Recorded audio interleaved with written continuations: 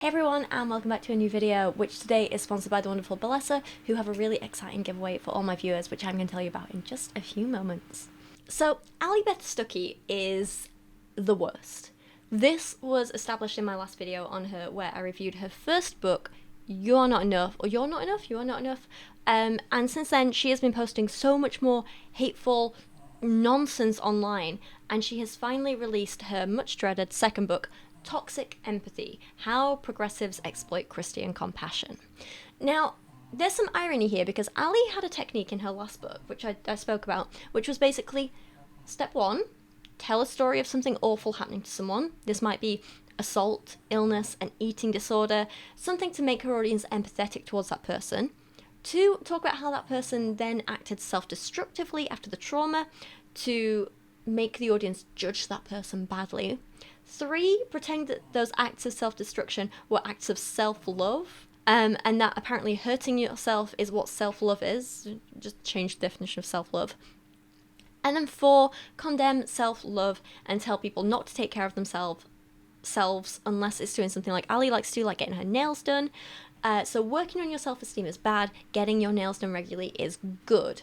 Allie would use people's stories to elicit empathy and then get people to shame them, and then use all of that to push her agenda that self-love is bad and her views are right.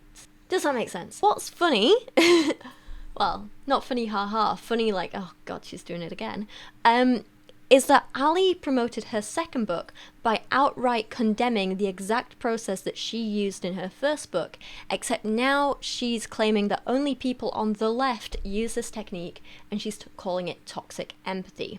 But in her mind, anytime you try to humanize a person, anytime you try to get another to feel empathy for them or understand their situation, this is you being toxic and harmful, which is just insanity. Just watch this clip. Tactics used by the left-wing media to get people, women in particular, on their side of an issue. They use what I call empathy shaming or empathy bullying. They present a victim, tell you their heart-rending story so that you have empathy for them, then attempt to convince you that the only kind moral position to take is the progressive one. So empathy for the trans child means you allow them to attempt to change their gender. Empathy for the illegal immigrant means you oppose deportation. This is toxic empathy. It is the empathy provoked for the purpose of manipulating you into believing things that are harmful and untrue. The thing about empathy is that it can actually blind us to reality and morality. That's why empathy really isn't a good guide in helping us decide what's right. The truth is, the actual truth, and most importantly, biblical truth. That's why I wrote this book. So Allie clearly just flat out doesn't feel empathy for other people and seems to think that caring for others is in some way dangerous, yet she's happy to try and make you feel empathy for other people when it pushes her own agenda. She is both a hypocrite and incredibly cruel. So today we're going to be looking at Allie's second book and just going through it chapter by chapter. There is a lot of misinformation in this book, and it is far more harmful. It is far crueler, and it's just, oh god, it's so much worse than the first one in every way. It's really bad. So before we get much further, I just want to jump in here really quickly and give a really cheeky thank you to Balessa, who are the sponsor of today's video. If you are looking for a company who is sex positive, actually care about empowering women, and stand for everything that Allie Stuckey doesn't, then seriously look no further than Balessa. They are a bi-woman company whose goal is to get everyone to embrace, explore, and celebrate their sexuality. And this month they are offering an amazing giveaway to my subscribers, where everyone who uses my link, which is down in the video description and as a pinned comment, will be able to get themselves really exciting things like free toys or gift cards and vouchers that they can use towards getting themselves something a little bit special. Over the last year or so that I've been working with Balessa, they have sent me a really amazing selection of products and toys to try out for myself and tell you guys about. And today I want to give really special shout outs to the Air Vibe, which is this adorable little guy here.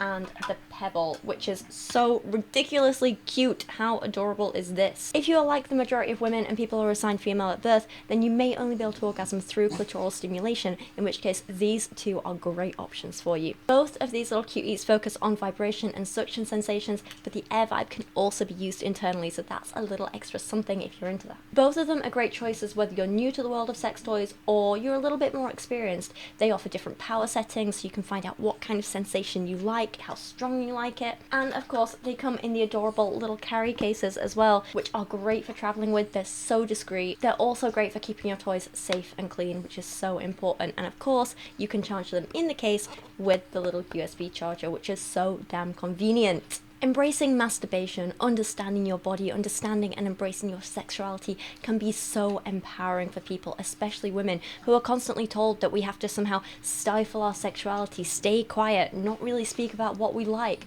not do this, not do that. We might have always been told that our pleasure should come second, but I am not about to sit back and allow women to have their needs silenced or shamed anymore, and embracing our sexuality, whatever that is a really, really important part of that. And that's why I really appreciate the chance to work with companies like Bellesa, because they are so sex positive, and that's a message I want to send in all my content. So if you would like to check out one of these adorable little guys for yourself and maybe blag yourself a free sex toy or a voucher or discount code you can use towards getting yourself a little something, then please check out my link in the video description, and again, as I say, as a pinned comment. You guys know I don't take sponsorships very often unless it's a product that I really genuinely believe in, and working with companies like this allow me to keep making this sort of long form content for you, which often gets demonetized by YouTube.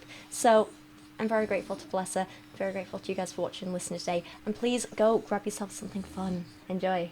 Let's take a look. Allie opens her book with a story to make us feel empathy for a poor, struggling mother.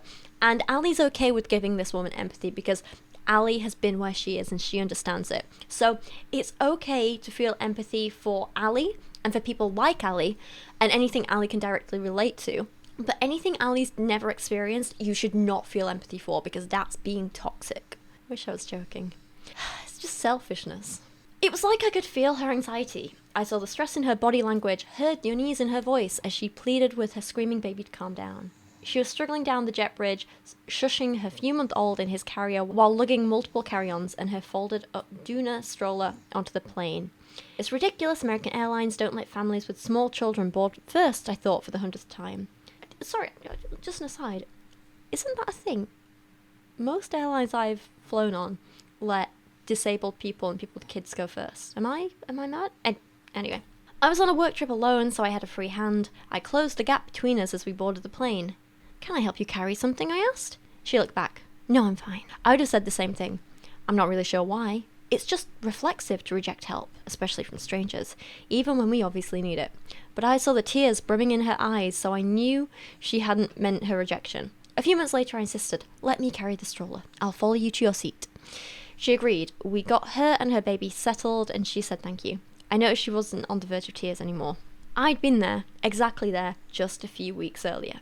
And then she talks about her own experience of struggling, carrying too much stuff, having a baby with her, and her having a little cry on the floor. And yeah, a person being under so much stress and struggling alone is awful, isn't it? Of course we feel empathy for them. Of course we want to help them. Like, reading this about Allie, I feel sorry for her. Reading about the strange woman, I feel sorry for her, you know? We should want to help these people. That's part of being a kind person, right? Like, I've never been in those situations, but I still feel sorry for them. I still want to help those people. Allie is different, though. Allie admits that until she experiences something herself, she doesn't care. She has no empathy. And this is really a terrible introduction to a book, isn't it? She said to the woman, I've been there. And then to us she says, that changes everything, doesn't it? There was a time when I hadn't been there. Before I had kids, I'm embarrassed to say that when I heard babies screaming on planes and running around chaotically in airports, I just thought, why do parents travel with little kids? Or just give them some Benadryl. I laugh at myself now, realising how little I understood then. I had no idea at the time that those parents feel a great deal more stress and frustration than I did at their child's behaviour. I didn't consider that the child may be tired, scared, overwhelmed, or stressed herself. I had no concept of these things because I hadn't been there. You're more likely to understand someone's position, their perspective, feelings, and needs when you've experienced what they've experienced. Based on the things she says going forward in this book, this is so frustrating to read. You'll see. Even if you haven't lived through the same struggle, you can still try to imagine their pain and offer help, except Allie never does that. not once. The ability to place yourself in another person's shoes with or without having had a similar experience is typically called empathy. By this definition, empathy is a powerful motivator to love those around you. It precludes unfair criticism and presumptuousness and motivates us to help people who need it. This kind of empathy can help us become better neighbours, friends, and parents as we consider how to treat people the way we'd like to be treated. This isn't so different from Jesus' command to love your neighbour as yourself. Just as we naturally seek to meet our own needs, we should seek to meet the needs of others.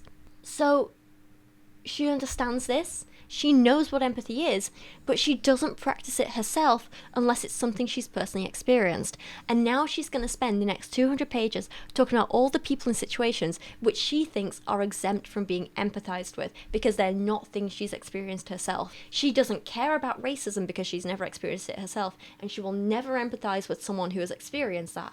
She doesn't care about abortion rights because she's never needed an abortion herself, so she can't empathize with people who need them. She doesn't care about trans people because she's cis, so she can't empathize or won't empathize with it. Like, it's so frustrating. She's very aware of what empathy is and why it's important. She just refuses to practice it for people who aren't white, cis, straight, rich Christians like her. She goes on to say, and this is where things start really going downhill, empathy alone is a terrible guide. It may be part of what inspires us to do good, but it's just an emotion, and like all emotions, it's highly susceptible to manipulation. That's exactly what's happening today.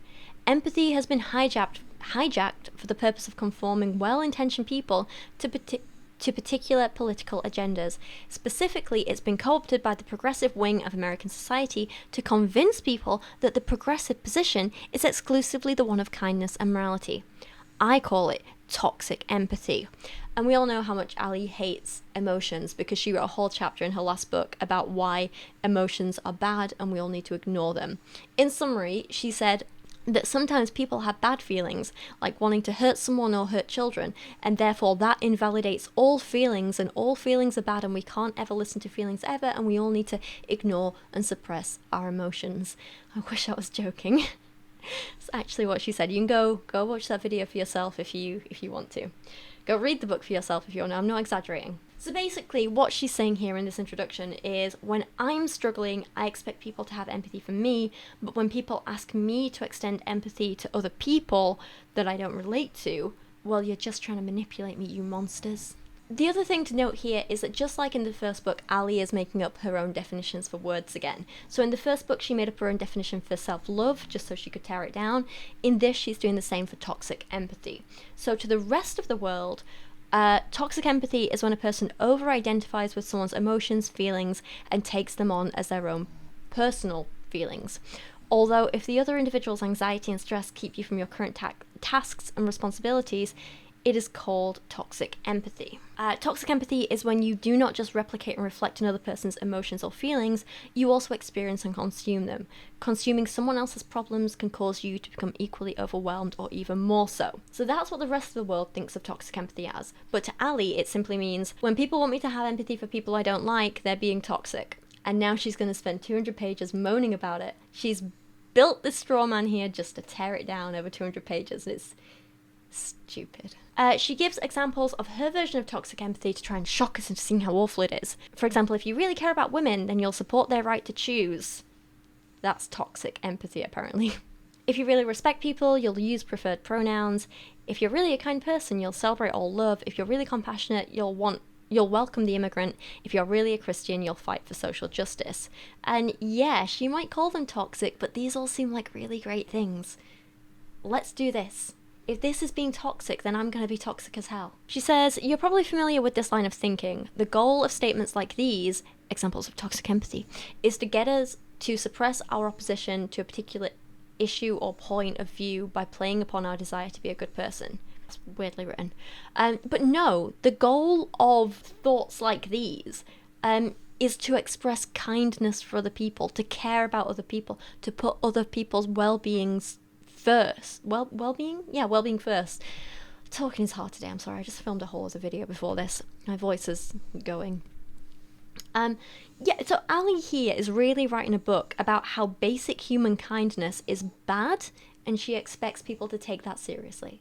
if it wasn't so harmful, it would be such a silly joke. She says no one wants to be seen as unempathetic because a person who completely lacks empathy may be a narcissist. They're unable to see anyone else's point of view and refuse to bear their suffering. They're selfish and cold-hearted. So Allie is just describing herself here. But empathy and kindness are not synonymous, and neither are empathy and compassion. Kindness describes how we treat someone either in word or deed. Compassion means to suffer with someone who's struggling. Both kindness and compassion are necessary components of love, but empathy literally means to be in the feelings of another person. Empathy by itself is neither loving nor kind, it's just an emotion. Love, on the other hand, is a conscious choice to seek good for another person. Ugh, a lot of stuff here. Her definition of compassion is wrong. Her definition of her understanding of empathy is wrong. I don't know what's more frustrating. Allie's lack of understanding of basic concepts, or her meanness and cruelty in using that misunderstanding. I genuinely believe at this point this must be willful ignorance on her part, because no one can get this much stuff wrong this consistently and it not be on purpose. I don't know. She says, the erroneous conflation of love and empathy has convinced the masses that to be loving, we must feel the same way they do. Toxic empathy says we must not only share their feelings, but affirm their feelings and choices as valid, justified, and good. Not exactly. Generally, when we talk about sharing feelings, when we're talking about being empathetic, it doesn't mean I have empathy for this trans man because I share his feeling to be a man. It just means, oh, yeah, you know what, I thoroughly understand how difficult it must be for him to experience gender dysphoria. I understand the joy he must feel when he is allowed to receive gender-affirming care. I understand the feeling of wanting to be myself entirely. He's going about it in a different way, but I can still relate to certain bits and support him completely. It's not about sharing the exact same feelings, but it's about finding common ground and being understanding and supportive, and understanding that the feelings other people have for themselves matter and their own lives matter. And it's also about understanding that even if we can't relate, even if we don't fully understand something, it's about understanding that this is what's right for them. It's about understanding that I have things that make me feel good in life, and another person has things that make them feel good in life. And we might not be able to relate to each other's things, but both of us want the other to feel good about ourselves, and we should be supporting that, even if we go about it in very different ways. Like, I had empathy for Allie struggling with her baby on her own, because while I can't relate to that experience of being a mum, I understand the feeling of being overwhelmed and panicked and having a lot to do, and I feel sorry for her that she felt that way. I relate to her feeling that way. I'm glad someone helped her. I would have also wanted to help her if I saw her in need. Despite the fact me and her disagree on a lot of things, if I saw her in distress, I'd still want to help her out, because that's being a good person. You don't want to see other people in distress. That's something I don't think Allie gets. She does seem to want to see people in distress, and then bury her head in the sand about it. And that's the other thing, actually, with, like, Allie's story that she doesn't seem to understand, right? In her story of her struggling with her baby, and Allie was the one in need. So she needed to dictate how she was helped. Like, she was the one who needed to say, I need help carrying this or whatever, right? Imagine if I, or the other woman who helped her in that situation, had gone in there and said, oh, sweetie, I can see you're struggling. I feel bad for you in this situation. Okay, I'm going to help you by throwing your baby away, making you miss your flight, and then I'll steal your buggy. And that solves all your problems, because you won't have to deal with the baby crying because it's in the bin. You won't have to deal with carrying the buggy because I'm stealing it. And you won't need to worry about getting on the plane because you're just not getting on the plane. That solved all your problems, right? It doesn't work, because obviously that would be misunderstanding the problem and not providing a solution with the outcome that Allie wants, which is to get on the plane with her baby, her buggy, and herself. You know what I mean? This is exactly what Allie is doing when she doesn't understand the need for things like abortion rights, birth control, gender-affirming care, and so on. She's seeing someone in need, and she's providing them with entirely the wrong solution just because she's like, well, it's a solution, you know? But it's not the solution they need. She's not actually helping these people. She is causing more harm than she is helping. Just as if I was to throw her baby in the bin, that would be causing more harm. The fact that she wants to deny people gender-affirming care, for example, is causing harm. She says empathy for a desperate pregnant woman may lead us to support her choice to have an abortion, but this empathy can blind us to the reality that abortion is a brutal process that kills a valuable person and leaves a woman with physical, emotional, and spiritual scars. Except most abortion is not brutal, and it's not killing a valuable person. Often it's just stopping the multiplication of non-sentient cells. If those cells are not conscious, if they're not sentient, how can it be a valuable person? Or are any human living cells valuable people to you? In that case, are cancer cells valuable people? Is a gangrenous limb a valuable person? How about if it's not even human, if you just want living cells? Is a mushroom a valuable person? Is a lawn a valuable person? Is a bunch of shed dead skin a valuable person? Like, where do you draw this line about what is a valuable person and what isn't? Because for me, the line is drawn at consciousness, at sentience, inability to thrive outside the womb. Like, it's a big complex mix. For Allie, it just seems to be living human cells, but then you have other human cells that she's okay getting rid of. Anyway. And again, another thing that's wrong with this, not all people who get abortions are upset by it. Plenty of people who have had abortions agree that it was entirely the right choice for them and they don't feel any guilt or shame. She says it leaves physical scars. Also inaccurate, because while all medical procedures obviously come with risks, medical abortion is one of the safest of all procedures, and even surgical abortion is considerably safer than pregnancy and childbirth. Medical abortion is the safest, then surgical abortion, all still safer than pregnancy and childbirth. You know what does leave women with emotional and physical scars? Pregnancy and childbirth, even when that baby is wanted, especially when it's not. It is just a fact to say that forced pregnancy is far more damaging to a person than allowing them to get an abortion they want. So in a news article published by the American Psychological Association, they say, and quite a big quote here, get ready, more than 50 years of international psychological research shows that having an abortion is not linked to mental health problems, but restricting access to safe legal abortion does cause harm. Research shows that people who are denied abortions have worse physical and mental health, as well as worse economic outcomes than those who seek and receive them. Large longitudinal and international studies have found that obtaining a wanted abortion does not increase risk for depression, anxiety, or suicidal thoughts. It's important for folks to know that abortion does not cause mental health problems, said Deborah Mullen, PhD, a professor of counseling psychology at Texas Women's University, who studies abortion and reproductive rights. She went on to say, what's harmful are the stigma surrounding abortion, the lack of knowledge about it, Allie, and the lack of access. You need me to go on, I will. The Turnaway study, a landmark analysis of abortion from advancing new standards in reproductive health at the University of Carolina, San Francisco, served to debunk the belief that people who get abortions experience deep regret, grief, or even post-traumatic stress disorder. Instead, the most commonly felt emotion is relief. The only exceptions to this were among people who wanted to keep their pregnancies but couldn't for health reasons. So, to quote the study again, the article again, another group of women, those who planned and wanted a pregnancy but terminated it during the second or third trimester because of a life-threatening birth defect, face some psychological problems after the procedure, but those weren't comparable to mental health problems among women who miscarried or lost a newborn baby, and less severe than the distress among women who delivered babies with severe birth defects. So even in the case of birth defects, right, allowing a woman to get an abortion there causes some psychological distress, but not as much as causing them to birth their deformed baby and see their baby suffering, you know? So it's almost like the way to ensure women have good mental health, or just people with uterus have good mental health, is to allow them control and to be able to make decisions about their own body. Madness, who'd have thunk it? The argument that I'd like to offer to people like Allie is this, and this is going to sound really harsh, and that's because it is harsh. What I'm about to say is quite disgusting, and this is exactly what she's forcing on other people. People like Allie seem to want women to have no control of whether they continue with a pregnancy or not.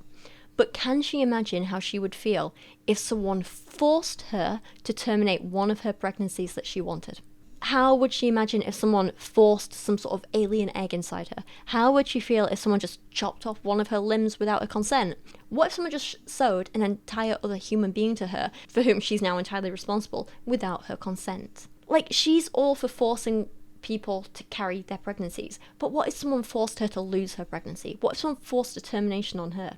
That would be horrific, right? All of these things would be horrific. This lack of choice and someone making decisions over her own body and her future and whether she gets to be a mother or not is exactly what she's forcing on other people. And it's not okay. She goes on to say that while empathy for someone who is deceived about their gender may lead us to affirm their stated identity, it's not possible to become the opposite sex, and this lie leads to policies that compound their deception and jeopardize the safety of women and children. Where do I even start with how wrong this is? Okay, so first up, no. Empathy for someone who is transgender simply leads to that person being allowed to receive gender-affirming care, which will help improve their mental and physical health considerably. Also, sorry, but no, trans women, and I know that's who she's meaning here, are not a danger to cis women or children. And it isn't even funny how these bigots never bring up the fact that trans people are often the ones in danger more often thanks to people like her, thanks to bigots like her.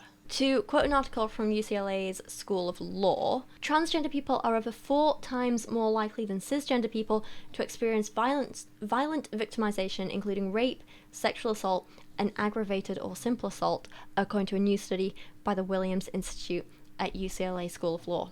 Results showed that both transgender women and men had higher rates of violent victimization than their cisgender counterparts, but there were no differences between transgender men and women. So why does she seem to only care about the safety of cisgender women and not anyone else? Why don't you care about the safety of trans men and women? It's heartless. And also, like, yes, cis women face a lot of violence, but mostly from cis men, not from trans men and women. Like, the article about the study went on to say, transgender people aged 16 plus are victimized over 4 times more often than cisgender people. In 2017 to 2018, transgender people experienced 82.6 victimizations per 1,000 people, compared to 21.7 per 1,000 people for cisgender people. That's horrifically high in comparison. And to look at specific numbers, trans women faced a rate of 81.6 per 1,000 people. Trans men had 107.5 per 1,000 people, compared with cis women of 23.7 per 1,000 people and cis men 19.8 per 1,000 people. It's just not okay. It's not acceptable. And this is not a case of like, ooh, you simply deserved it because you're trans, like Allie will try and tell you. That's victim-blaming nonsense. The problem is bigots being violent bigots. That's the problem. And Allie is just absolutely ignoring the violence faced by trans people because it's not convenient to her bigoted argument. Sources and further reading are all in the video description, by the way, as always. She goes on to say, while empathy for a gay person may bid us celebrate their lifestyle, redefining the family endangers children and can inhibit gay identifying, stop it, people from repenting and following Christ. Again, no. No one wants you to celebrate their lifestyle. People just want to be able to have consensual relationships with other adults without worrying about their safety. That's all. And again, how is a couple in love endangering children in any way? What do kids have to do with an adult relationship? Nothing. You can't make up this nonsense. There's so much wrong with this book already, and we're still only in the introduction. She goes on to say, toxic empathy claims the only way to love racial minorities is to advance social justice, but justice that shows partiality to the poor or those perceived as oppressed only leads to societal chaos. Tell me if I'm reading this wrong, but did Allie really just try and claim that all people who are part of a racial minority must be poor? Because that's what it sounds like. And it also sounds like to me that she then tried to advocate for keeping poor people poor because she's worried about losing her privilege. Not a good look, Allie. Not a good look. One thing I will say about this book is that at least she's not hiding what a racist, classist, transphobic, homophobic monster she is anymore. She is just letting it all out in the open, so at least we can all see her for what she is. That said, you know what, I think maybe we need a little more societal chaos if it means that people like Allie won't be able to get away with spreading nonsense like this anymore. I am pro-societal chaos in that case. Allie is very much saying here and throughout this book, let's maintain the status quo because it benefits me, even when that's at the expense of exploiting others. Let's do it. And she's not even ashamed of it. It's really disgusting. She says, like you, I want to be kind, and any accusation that I may lack empathy hurts. I've always had a heart for the underdog. I hate bullies, says the bully. Allie then goes on to say that all trans people are pursuing a life which is ultimately destructive, and gives the example of one single person who detransitioned as an example for why no one ever should transition ever, apparently. Allie never actually bothers to give any details of why this person transitioned or detransitioned in the first place. The only thing we ever find out is this. She soon realised that her dramatic transformation didn't give her the satisfaction or confidence for which she longed.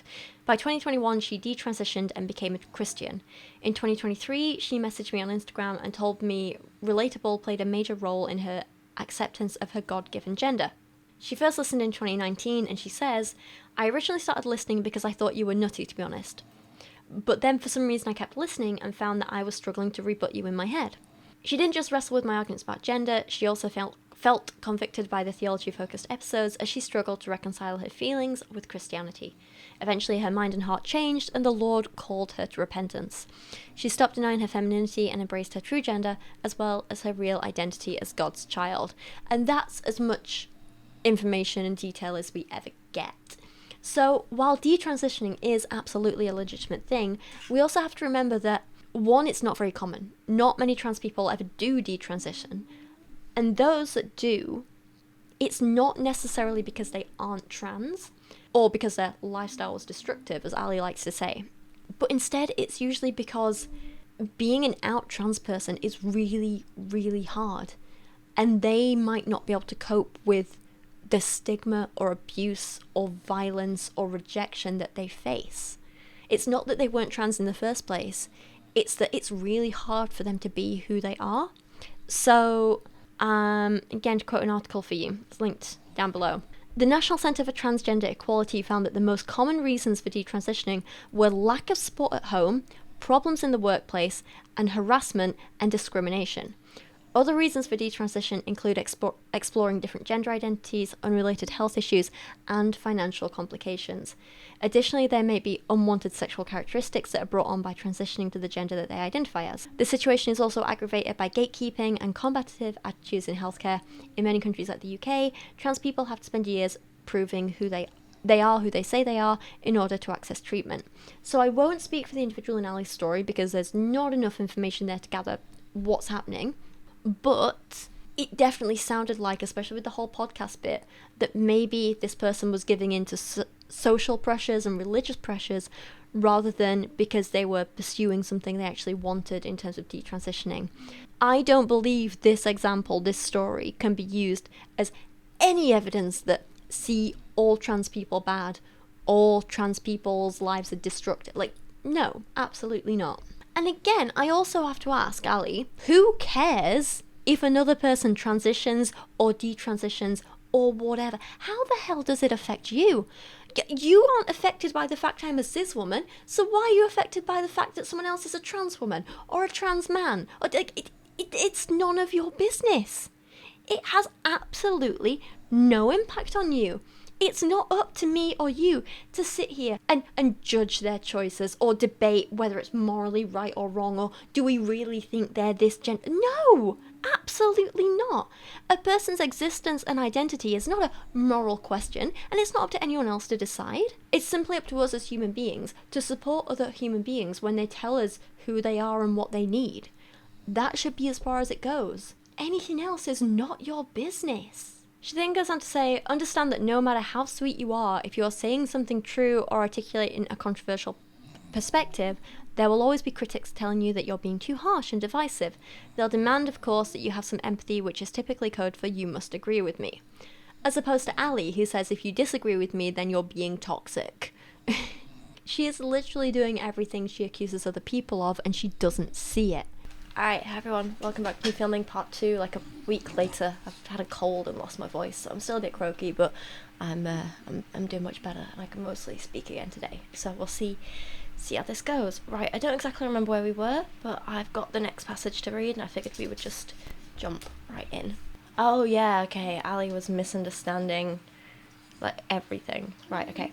So Allie writes, while I could understand Daisy's sadness and distress that led to her transition, truth-filled love urged me to talk about the fixed, biological, male-female binary, knowing that embracing this reality is a better, healthier, biblical alternative to living a lie and mutilating the body. This approach is always worth risking hurt feelings. And to Allie, I have to ask, which binary is this? The one where you misunderstand entirely the difference between sex and gender, or the one where you entirely misunderstand what sex is at all, and how it is in fact not binary? If anyone's interested, I will link an interesting little New York Times article about why sex isn't binary in the sources for this video. But to summarise and, to be honest, oversimplify it a bit, basically what Allie is doing is ignoring the existence of intersex people. She also ignores people who have more or less of certain types of hormones, like testosterone, for example. She ignores that some people can have more than one full or partial set of genitals. She ignores a lot of things. She also seems to ignore the fact that what she calls mutilating the body when it's done to trans people is what she would still, and many people still call, gender reaffirming care when it's done to cis people. Like, they're the same surgeries or very similar surgeries, but apparently it's okay when they're done to some people but not others, in the eyes of people like Allie. Why is it, in her eyes, mutilating the body when a trans guy gets top surgery, but somehow acceptable when a cis woman gets a breast reduction? Why is it mutilating the body if a trans woman gets breast implants, but not if a cis woman does it because maybe she wants to get breast reconstruction after breast cancer or, like, you know, mastectomy or whatever? Why is it okay for a cis woman going through maybe menopause or who has PCOS or something like that to take hormone therapies, but not for a trans woman to take hormone therapies? While the treatments aren't identical, they often share a hell of a lot of similarities, and the only real big difference between whether they're seen as healthcare or mutilating the body in the eyes of Allie is who they're being done to. Therefore, Allie's claims about worrying about mutilating the body isn't actually about anyone's safety. She just hates trans people and wants to take away their healthcare. That's all there is to it. Okay, let's say someone is having a surgery, which Allie wants to describe as mutilating the body, right? Again, it comes back to bodily autonomy. Let people do what they want with their own bodies. Every surgery or treatment, or even just like every choice we make in life, comes with a risk to our bodies. Like, every single one. The only person who should be weighing up those risks versus the rewards is the individual whose body it is. And yeah, doctors and medical professionals can advise and should inform, but the choice ultimately needs to be down to the individual. And how is it fair that Allie wants to take that choice away? Again, this sounds horrible, but I have to ask her, how would she feel if someone, for example, performed a forced breast reduction or hysterectomy on her without her consent? Because that is a level of intrusion that Allie wants to inflict upon others, and she seems to think it's different because she's forcing people to keep what they have instead of forcing them to change something, but ultimately it's still forcing someone to be in a body that they're uncomfortable with, a body that is wrong for them. Allie likes to talk a lot about how she's only doing this to help others, but let's actually think about this. If a trans person transitions, the worst thing that can happen is that they regret that, and that only affects themselves. However, when Allie spews transphobic hatred, the worst thing that can happen is that she fuels violence and aggression towards millions of trans people, negatively affects trans people's mental health, and potentially stops them getting access to vital healthcare that they need. So, who's really doing the harm here? A trans person who risks potentially a very small, like, tiny chance of hurting themselves, or Allie, who is actively hurting millions of people? I think the answer's obvious. I thought there was a lot of transphobia in Allie's first book, but she has really, really stepped it up with this one. It's like every page there is either transphobia or racism. It's a lot. I've recently just finished reading Midnight in Chernobyl, which, fantastic book, great, loved it. Very heavy, obviously very dark, yet still not as dark and depressing as this book. Allie then spends several pages complaining about people posting black squares on social media for Black Lives Matter, and I'll be honest, I have mixed thoughts about this, like, outside of what Allie says. So, just personally, I'm not really into that sort of, like, performative, I'll just repost this post, this trend, this whatever kind of thing. Like, it's just, I don't get it. I know some people are like, oh, well, when you repost it and everyone does it, it's raising awareness and blah, blah, blah, but, like, I just feel like me doing that doesn't really add anything or do anything. Like, I would rather take my time to engage with material outside of social media. Some people don't like that I have that view, and they'd rather I just like repost a bunch of stuff on my personal Instagram account, and then they get mad when I don't.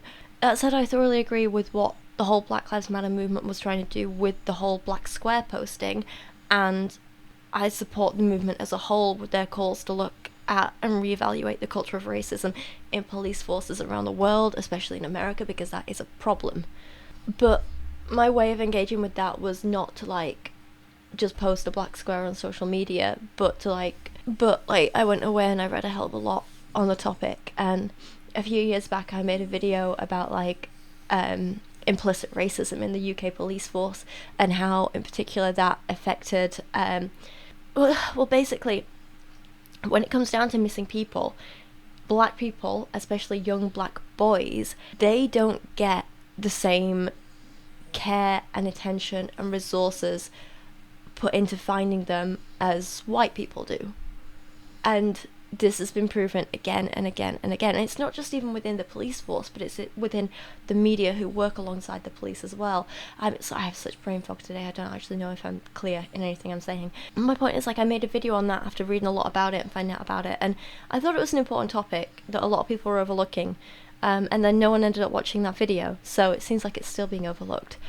But at least I made the effort and I tried, and I feel like speaking about, and like I did another video where I spoke to my friend Rosie about her poetry EP, songs about race, and we spoke about a lot of the issues there, and like that's kind of just how I'd rather engage with stuff, like on a bit of a deeper level than just reposting a picture on social media. But that's just me. And that's not to say that the people who do repost that stuff are wrong, because I don't think that, and I do think it does raise awareness and it helps. It's just not what I want to do, and I think that's okay. I don't know. Anyway, that's just my personal view, and actually none of that matters here, because that's not what Allie's view is at all. Allie says that while she feels really bad that there are black men who died, when she saw the Black Lives Matter movement posting online about, you know, we need systemic change and stuff like that, she says, it made me take a step back. I understood the sadness and even the anger, but I couldn't get down with the calls for revolution. I couldn't get on board with the transition from mourning what appeared to be inhumane treatment of a fellow image bearer of God to an indictment of America itself and police as a whole. Furthermore, and this was the thing most people were too scared to ask out loud, how did I know the situation had anything to do with race? She cannot be serious, right? I don't have the vocal capacity at the minute to really express my full disgust at this, but what is wrong with her? On the one hand, she's saying it's sad that people are dying, but let's not do anything about it. And she's also saying, hey, people have identified that this is a systemic issue that we've seen repeated over and over and over again. But how do we know that it's a systemic issue, even though it keeps happening over and over again? She's frustrating and ignorant. And it gets worse. She says the death of George Floyd got a black square because of the belief that his death pointed to a bigger, deeper problem of racial discrimination in the United States. It did, that's just a fact. And I just wasn't sure that was true. How could I know Derek Chauvin's heart? How could I know his motivations, whether or not he pinned Floyd down because of racial animus? That's essentially what these people were saying. That we can safely assume that because Chauvin was a white police officer and Floyd was black, that Chauvin was racist. It is just a fact. There are stats upon stats upon stats to back it up, that there is a disproportionate amount of violence aimed at black people, especially black men, from the American police force. And she's sat here asking, but how do we know it's about race? Racism doesn't have to be a conscious thing.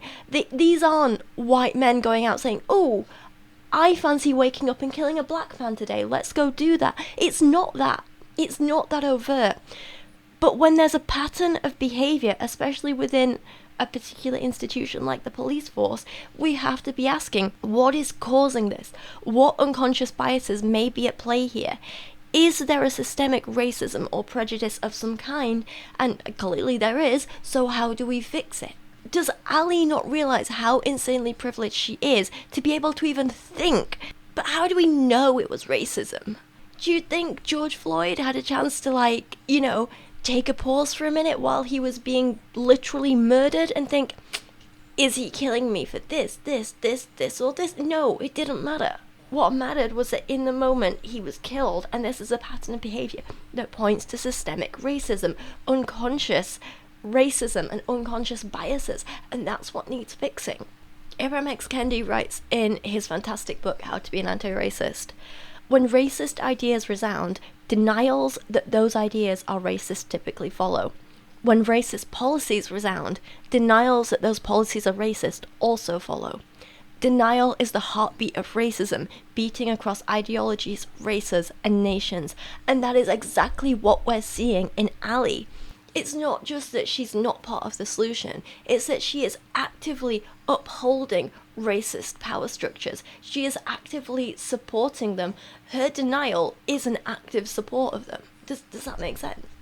Her denial that they exist is actively in support of them and perpetuating them.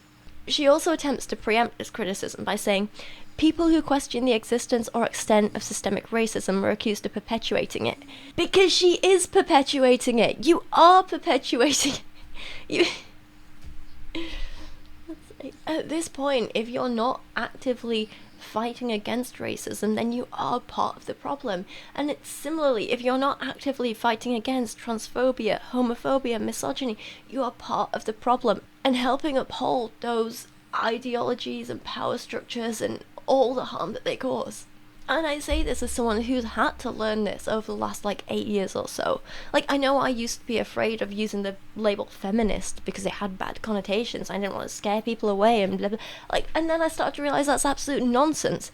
Because by believing that crap and by believing that feminist was a dirty word, I was just unknowingly helping uphold misogynistic power structures. There is a certain power that comes in saying, yeah, I'm a feminist, I will not stand for misogyny, and I'm not sorry about that. When you refuse to do things like acknowledge that you're a feminist or talk out about feminist issues, the only people you're actually helping there are the ones who are trying to suppress feminism. And it's the same for everything else when it comes to racism, transphobia, homophobia, everything. So funnily enough, when I was writing this script, I quoted Ibram there because I just really like his book. And then I turned the page in Allie's book and saw that she referenced him too. She likes to claim that she's read his book, but she often takes the things he says entirely out of context or just completely misinterprets them. And again, I don't know if it's malicious or ignorant. I don't know if she's willfully misrepresenting him or if she's just too stupid to understand what he's saying. I don't know. So Allie says, people posted their new summer reading lists, which included White Fragility by Robin DiAngelo and How to Be Anti-Racist by Ibram X. Kendi. White people denounced their inherent privilege and announced their commitment to dismantling white supremacy. And I don't get why she has a problem with this, because they're objectively good books. Those are objectively good things for people to do. Can we stop pretending it's a bad thing? She then goes on to list red flags of toxic empathy, and I'm not going to go through them all, but I'll give you a few examples. So number one is the use of euphemisms. Euphemisms obscure the truth to make a position seem more palatable. Think reproductive rights for killing an unborn child, or gender-affirming care for bodily mutilation. In every conversation, advertisement, article, or podcast, you must carefully look out for the use of euphemisms. Ask yourself, what does she mean by that? And try to identify the reality her language choice is hiding. Except the examples she gives here are just the correct terms. Or if you prefer, you could use halting an unwanted pregnancy, or gender-affirming healthcare might be more accurate, you know? The thing is, Allie is guilty of this too, and of using specific terms. There's a reason she chooses killing an unborn baby when it's not really killing and it's not a baby. Every time she uses the term pro-life, what she actually means is anti-choice and pro-forced pregnancy. Every time she says, I'm just looking at both sides, she means I'm siding with whichever side upholds my privileged position and benefits me the most, regardless of who that screws over. So Allie is just as guilty of this, if not more so. Another red flag she gives is exclusively political ends. She says, when calling for empathy, inclusivity, and love, are they talking about how we treat these people as individuals, or are they actually speaking of achieving certain political ends? For example, love is love isn't really a call for us to love gay people by recognizing their innate worth as human beings and treat them with kindness. It's a call to legally redefine marriage and family. Black Lives Matter isn't just a true statement about the value of black people, it's a call to political change, which typically includes removing funding from police forces and redistributing wealth to black Americans. These are examples of the exploitation of empathy to achieve political power, not peace. Or, hear me out, maybe changing the laws and dismantling prejudiced systems is a part of recognizing people as human and upholding their human rights. Crazy thought, I know. I think this is a big difference between me and Allie, in that she seems to see the law and controlling politics as an end goal, regardless of how that affects people, whereas I want laws to change in order to benefit others. Laws and politics are a means to an end, the end being protecting people, especially vulnerable people. She then says a red flag is Christian-sounding words with un-Christian meanings. The concepts of equality, equity, liberation, oppression, inclusion, and social justice can all be in some way found in the Bible, but the Bible defines them differently than progressive activists do. Biblical equity, for example, means fair, impartial judgment. Progressive equity means equal outcomes. As Vice President Kamala Harris explained, equitable treatment means we all end up in the same place. As we'll discuss in the social justice chapter, equal outcomes are impossible outside of extreme oppressive government intervention, and nowhere does the Bible indicate that justice means everyone having equal resources. Just as she'll do with Ibram X. Kendi later, she's taking Kamala Harris out of context here, so she actually provides a source for this, which is a Twitter video. So I went and watched the original clip, and what Kamala was saying was that in terms of everyone ending up in the same place, she meant in regards to everyone having access to the same opportunities. So there's a big difference between equality and equity. Equality suggests, oh, everyone should get the same amount. The problem with that, not everybody's starting out from the same place. So if we're all getting the same amount, but you started out back there and I started out over here, we could get the same amount, but you're still gonna be that far back behind me. It's about giving people the resources and the support they need so that everyone can be on equal footing and then compete on equal footing. Equitable treatment means we all end up at the same place. Not everyone having to do the same thing with their life. And I did speak about this in my last video on Allie and her books, and I just don't get how anyone can be against equity. That's like unless you want people to suffer.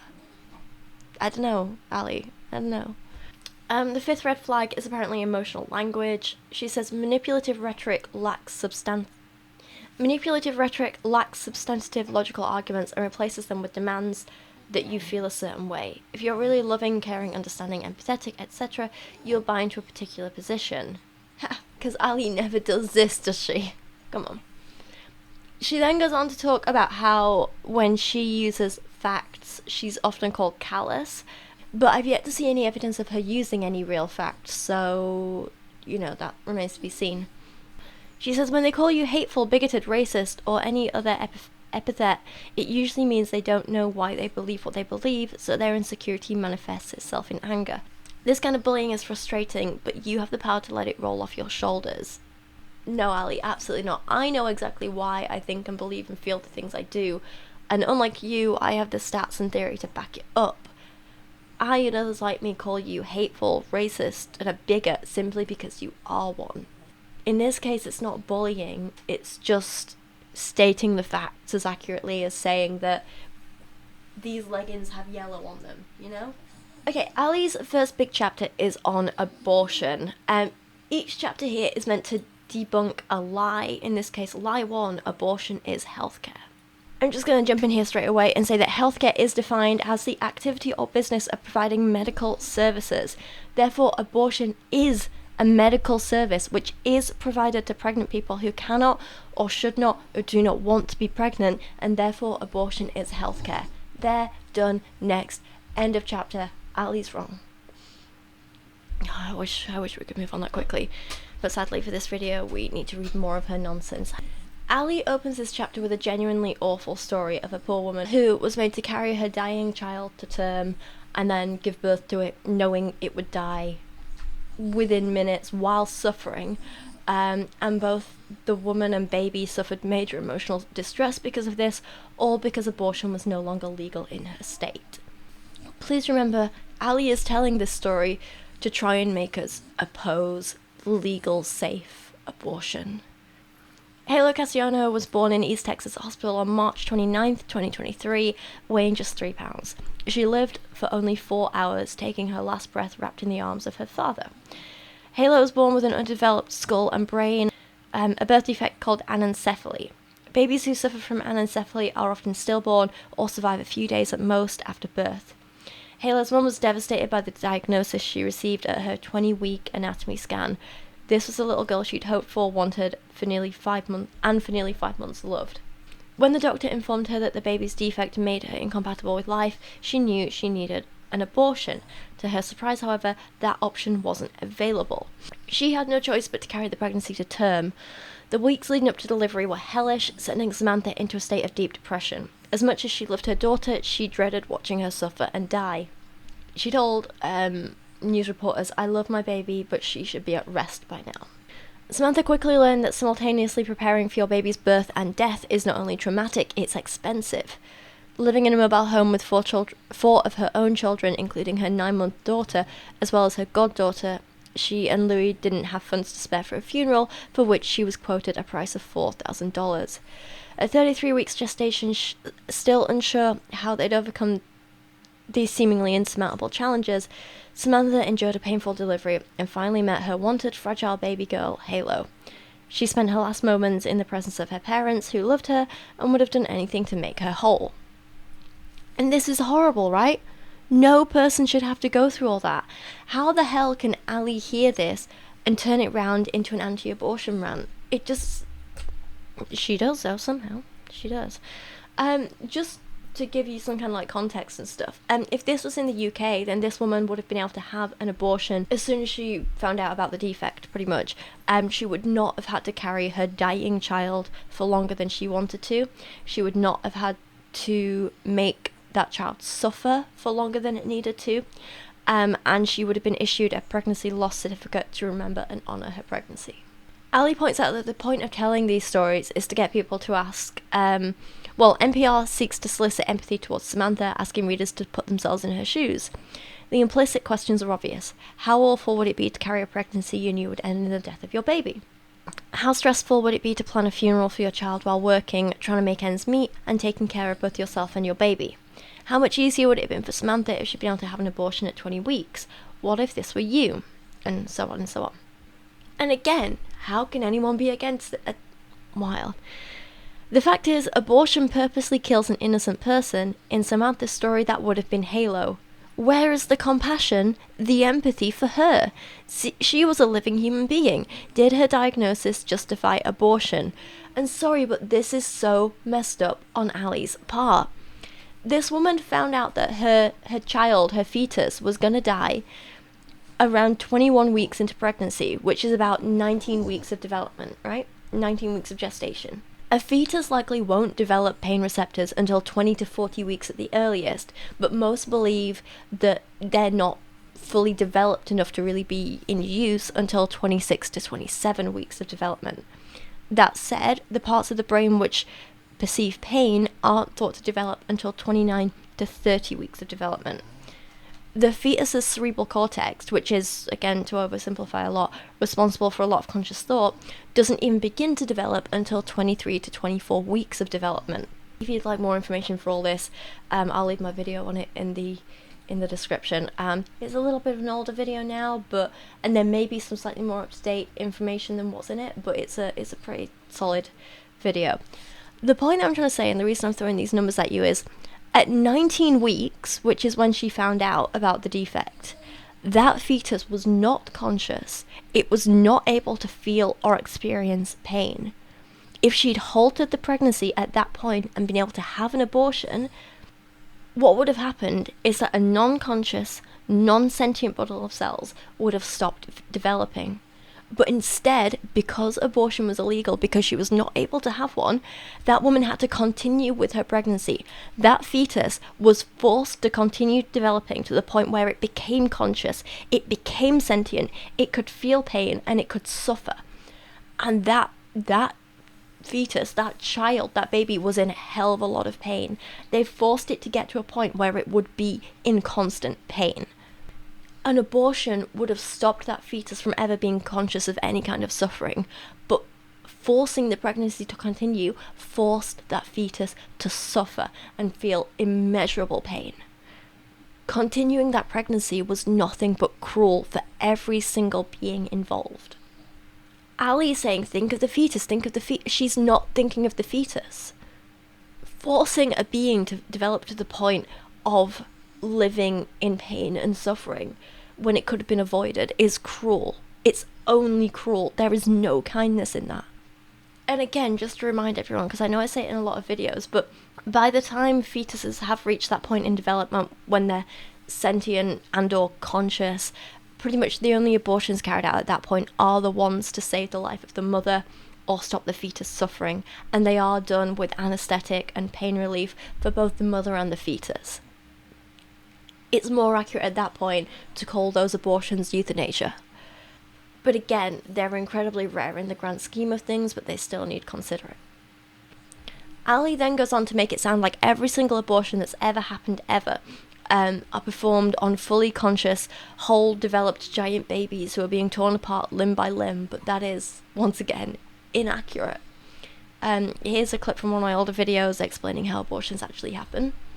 In the UK, 94% of abortions take place before 13 weeks of pregnancy, which is 11 weeks of fetal development. 94%, remember that. And in America, it's almost 93% of them. So this means the fetus, at the very latest possible stage, at this 13-week mark, is less than 3 inches long. Usually it's a lot smaller, usually it's a tiny bundle of cells, and at this stage, medical abortions are the most common type of abortion. In the UK, around 85% of all abortions carried out in total, so not just this 94%, but all of them, are medical abortions. The stats are a little bit harder to find in America, but it seems closer to around 50% of all abortions being medical. I'm not sure why there's a discrepancy between the UK and America. I don't know why the UK seems to prefer medical abortions, whereas America is more 50-50, but there are some reasons why medical abortions aren't possible for every woman, and I think a lot of it is to do with like it interfering with other medications that people are on, or potential allergic reactions or stuff like that. So maybe that's why surgical options are more common in America. I don't know, I couldn't quite find the information on it, but here we are. So while we're discussing medical abortions, there are 2 different kinds of these mostly, and they usually involve taking 2 pills, and then the pregnancy kind of passes like a bad period. So up to 10 weeks of pregnancy, you can take mifepristone, which blocks your body from producing the hormone progesterone, and by blocking this hormone, it stops an embryo from either implanting in the uterus lining or being able to grow anymore, so it stops the cells from multiplying. This is then followed up by a second tablet called misoprostol, which basically causes your uterus to contract. It basically starts a period so your body sheds its uterine lining and any fertilized egg cells or embryos in there. At this point, the embryo will be so small you likely won't even see it. It's only 1 inch long at 10 weeks, and this type of abortion is usually carried out before then, so you're talking something tiny, tiny, tiny, tiny. So small you won't even notice it's there. The other thing to note is that misoprostol is commonly given to women who have miscarried but haven't yet passed the miscarried embryo. So this is a medicine not just given for abortions, but to help people with miscarriages as well, and a whole bunch of other uses. The other type of medical abortion is to take methotrexate and, again, misoprostol. And this can be given in the first 7 weeks of pregnancy, so even sooner, when the embryo is even smaller and less developed. The first pill stops the embryo from multiplying anymore, and the second pill, same as before, causes the uterus to contract. Again, methotrexate has another use as well, in that it's used in cancer treatments to stop cancer cells from multiplying. So the same treatment to stop cancer cells from multiplying is given to stop an embryo from multiplying. It's the same process. It stops non-sentient cells, which would continue to grow, from multiplying anymore. It stops them from growing and causing more harm. The other types of abortion are surgical abortion, and they account for the 15% of abortions in the UK and 50% in America. There are 3 different types of surgical abortions. One of them is vacuum aspiration, and in most countries you can have this between 12 and 16 weeks of pregnancy, but in America it can also happen before as well, and it's kind of an alternative to medical abortions. And this sounds scary, but it's really not so bad. At this point, the potential fetus is around 3 to 4 inches long, maximum, usually considerably smaller. And remember, at this point, not many abortions are taking place. Remember, in the UK and America, 93 to 94% of abortions take place before the 13-week mark. So at this point, when the fetus is 3 to 4 inches big, we're talking like a couple of percentages of abortions happening at this point. It's not that many. And at this point, the embryo can't feel pain. It has no consciousness, no sentience, no developed brain as we know a brain to be. It's no different from removing any other type of cell. And basically what happens is a small vacuum is inserted into the uterus, and it's used to suck out the uterine lining, the embryo and placenta. It's not painful for either the person getting the abortion or the embryo, which doesn't have the ability to feel pain until 28 to 30 weeks into growth. And this is happening way, way, way before then, maximum 16 weeks. Another type of surgical abortion is the one that this doctor mentioned in the video, and it's called dilation and evacuation. She makes it sound like this is the most common type of abortion, this is what every abortion is, but it's really, really, really not. I can't find any specific D&E stats, but according to the CDC in 2019, 7% of all abortions were surgical and over 13 weeks. That's in America. So only a percentage of those will be D&E at all. Some of those will be vacuum aspiration, some will be the next kind we'll look at. So it's really not common at all. And in the UK, this is only allowed after a certain point as well. So this is mostly used in the UK on women who the fetus isn't viable, the fetus is going to have health conditions, or if continuing the pregnancy is going to put the mother's life in danger. So please remember that while this doesn't sound like the nicest procedure, it's not being done on conscious or sentient babies, it's not being done on embryos or fetuses that can feel any pain, it's not being done on any that can survive outside the womb, and generally, especially in the UK, it's not being done just for the fun of it because, oh, fancied an abortion this week. This is generally a last resort for a lot of people in this situation. The only exception is either people who found out very, very late that they were pregnant and didn't realise before, or the people who struggled to get easy access to abortion early on. So this is like people in America who they can't get abortions in their state and they have to save up money and travel out of state and then save up a bunch more money to afford the abortion and blah, blah, blah. And they have to travel far, they don't have easy access to abortion. So they have to wait until it's late on to get an abortion because they had no other choice. Either that or, like I say, they're having to choose to end their pregnancy because it poses serious health risks to them, or if they continue their pregnancy, it would result in serious, debilitating health problems for the baby. Again, it's not a nice method of abortion, but it is necessary for some. And if you do want to reduce the number of these kinds of abortions happening, especially in America, then make access to abortion, especially early abortion, easier, cheaper, more nearby, affordable, safer, legal, all these things. So basically a D&E procedure involves a doctor dilating your cervix and using forceps and a vacuum aspirator to remove the fetus and placenta from the uterus, and then a little curette is used to remove the rest of the uterine lining. It just means things are manually taken from the body. Like, this can be painful for the person getting the abortion, so pain relief is provided to the pregnant person. But at this point, at this stage in pregnancy, there is no evidence to suggest that the fetus being removed can feel any pain.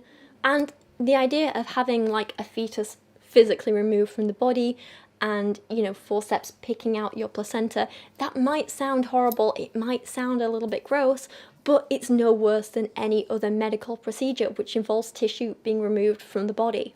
I don't know if you've ever watched any videos of medical procedures. I know I had to, like back when I was at uni and stuff, but having watched a lot of fairly graphic surgical videos and all sorts of stuff, like, it is all very manual. There's a lot of pulling and clamping and cutting and slicing and scraping, and that's how things are removed from the body. That's how surgery is done on the body.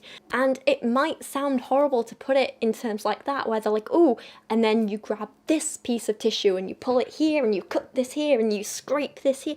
It sounds horrible when you put it like that, but that's how all surgery is done. And with all good surgeons, this will be done efficiently and respectfully and carefully. The final type of surgical abortion is an induction abortion, and these are incredibly rare. And these are one of the only options after 24 weeks of pregnancy. So again, in the UK, these aren't done on anyone just because they ask for an abortion. These are only done in life-saving situations. And again, they're still very rare in America. So these are generally only done if the mother's life is at risk, or the child will be born with a debilitating illness or deformity, and I believe this is the exact same procedure they use to deliver stillborns. So basically the mother and fetus are given pain relief and then given medicine to induce early labour, and the woman has to deliver the fetus vaginally at this point because it is quite big. 24 weeks, a fairly big fetus. The thing is, the way many pro-lifers describe this is they make it sound like super common and like this is happening all the time and people are just delivering healthy babies and then the babies are slaughtered on the spot. And that's never happened. That's never ever happened. I'm gonna keep saying it. These kinds of abortions are generally only used on people whose personal health is at serious risk if they continue their pregnancy, or if the baby would be born with serious health conditions, or if the fetus is likely to die anyway if the pregnancy continues. So if they're already dead, dying, or suffering. If the baby is still alive when this kind of abortion is performed, then the doctor will generally give it an injection, which basically painlessly puts it to sleep, which is basically euthanasia. Because like I say, this fetus is already likely to be suffering and in pain, and it's basically just euthanizing it so it stops suffering. Again, this isn't pleasant, but it's generally a last resort for people, and the people who have to go through this kind of abortion, it's not some fun game for them. They're likely going to suffer a lot of trauma from it, and I don't think it's fair to shame those people anymore and to make them feel worse than they already do. A lot of these people wanted to keep their babies and simply couldn't, and I don't think it's fair to make them feel bad about that. When I say serious health condition, I don't just mean like, oh look, that baby has a finger missing, or oh look, that baby has Down syndrome. Like, no, they're all things where the baby can still go on to live a happy, normal, healthy life. They're absolutely fine. I mean serious problems, like if the pregnancy continues, that baby is gonna die inside the mother anyway. Or if the pregnancy continues, it might cause the mother to die in the process of delivering the baby. Or if it is born, it's not going to live more than a few hours or days, and that period will likely be spent in severe pain. I'm sorry if this sounds disgusting now, but the case studies I read of like these kinds of abortions being having to be carried out on fetuses at this stage were because things like the baby had whole organs missing. The baby had a physical hole in its skull where its brain was exposed. The baby didn't have a fully developed brain. The baby had severe heart disease, all these really awful things where it had no chance at all. It's never an easy decision for anyone to decide to abort a fetus at any stage, and especially for parents like this who clearly wanted the baby, but it was just too ill to survive, or it was putting their own life at risk. It's never going to be an easy decision for them, and I think it's incredibly cruel to judge people for having to make those difficult choices. And I'll say again, if there's even a small chance of the fetus being sentient or conscious, they are given pain relief and anesthetic. Nothing is ever done like to make a fetus feel pain if it can be avoided, except forcing pregnancies to continue knowing that fetus is going to I don't have the brain capacity to deal with this today. Allie makes really hyperbolic comments like, while the existence of flinching, crying and screaming by the child being aborted has been debated by doctors, I don't think we'll ever know the horrific sights and sounds in the womb during an abortion. I think we'd go mad if we did. We don't know exact details of when exactly each fetus will develop sentience or consciousness, but we do know that, and I'll say it again, if there is even a risk of pain, pain relief and anesthetic are given to the fetus. There is no flinching, there is no crying, there is no pain, there is no screaming. And again, I'm just going to throw this out there, vocal cords don't even begin to develop until 13 weeks of pregnancy, and the lungs aren't fully developed enough to be able to breathe enough air to make sounds until 36 weeks of gestational development. And again, 93% of abortions occur before 12 weeks of pregnancy, so in most cases, screaming is impossible. Allie is literally making up stuff here to be emotive. She's doing exactly what her definition of toxic empathy is. She then lists examples of illegal abortions, unlicensed abortion practitioners and people without proper training messing up, which she doesn't seem to realise. Like, this isn't an argument against abortion, this is an argument for legal abortion. This is why abortion should be legal, safe, regulated, and readily available. She says, abortion isn't healthcare. What other form of healthcare involves killing a human being? I can actually list plenty of healthcare which involves killing or removing living human cells. Most of the cells, like embryos, being non-sentient. Cancer treatments, blood transfusions, removing limbs, euthanasia, organ transplants. Do you need me to go on? And I know euthanasia isn't legal everywhere, but I actually really fully support it and assisted suicides, and I believe that if a person has a poor quality of life and wants to end their life, they should be able to. I mean, like, I don't believe, like, going around killing people without their choice, but I think if they want it, it should be legal. But she says, what if, for example, the mother's life is at risk? The pro-life position was articulated well by obstetrician-gynecologist Dr. Monique Shiro-Wubenhorst, that is a long name and a mouthful, who explained in 2023, hearing a Senate Judiciary Committee hearing on abortion law before that.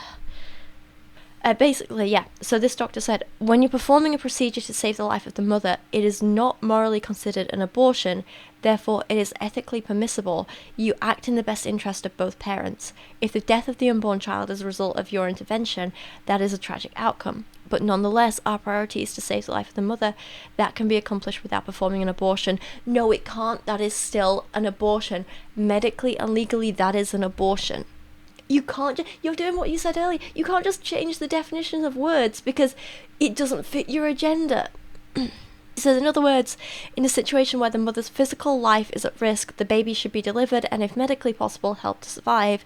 In some cases, like when the complication occurs early in pregnancy, the baby's survival isn't possible, so the mum must be saved by delivering her child. This is very different scientifically and morally from purposely and violently killing the baby inside the room, except it's not different scientifically. It is not.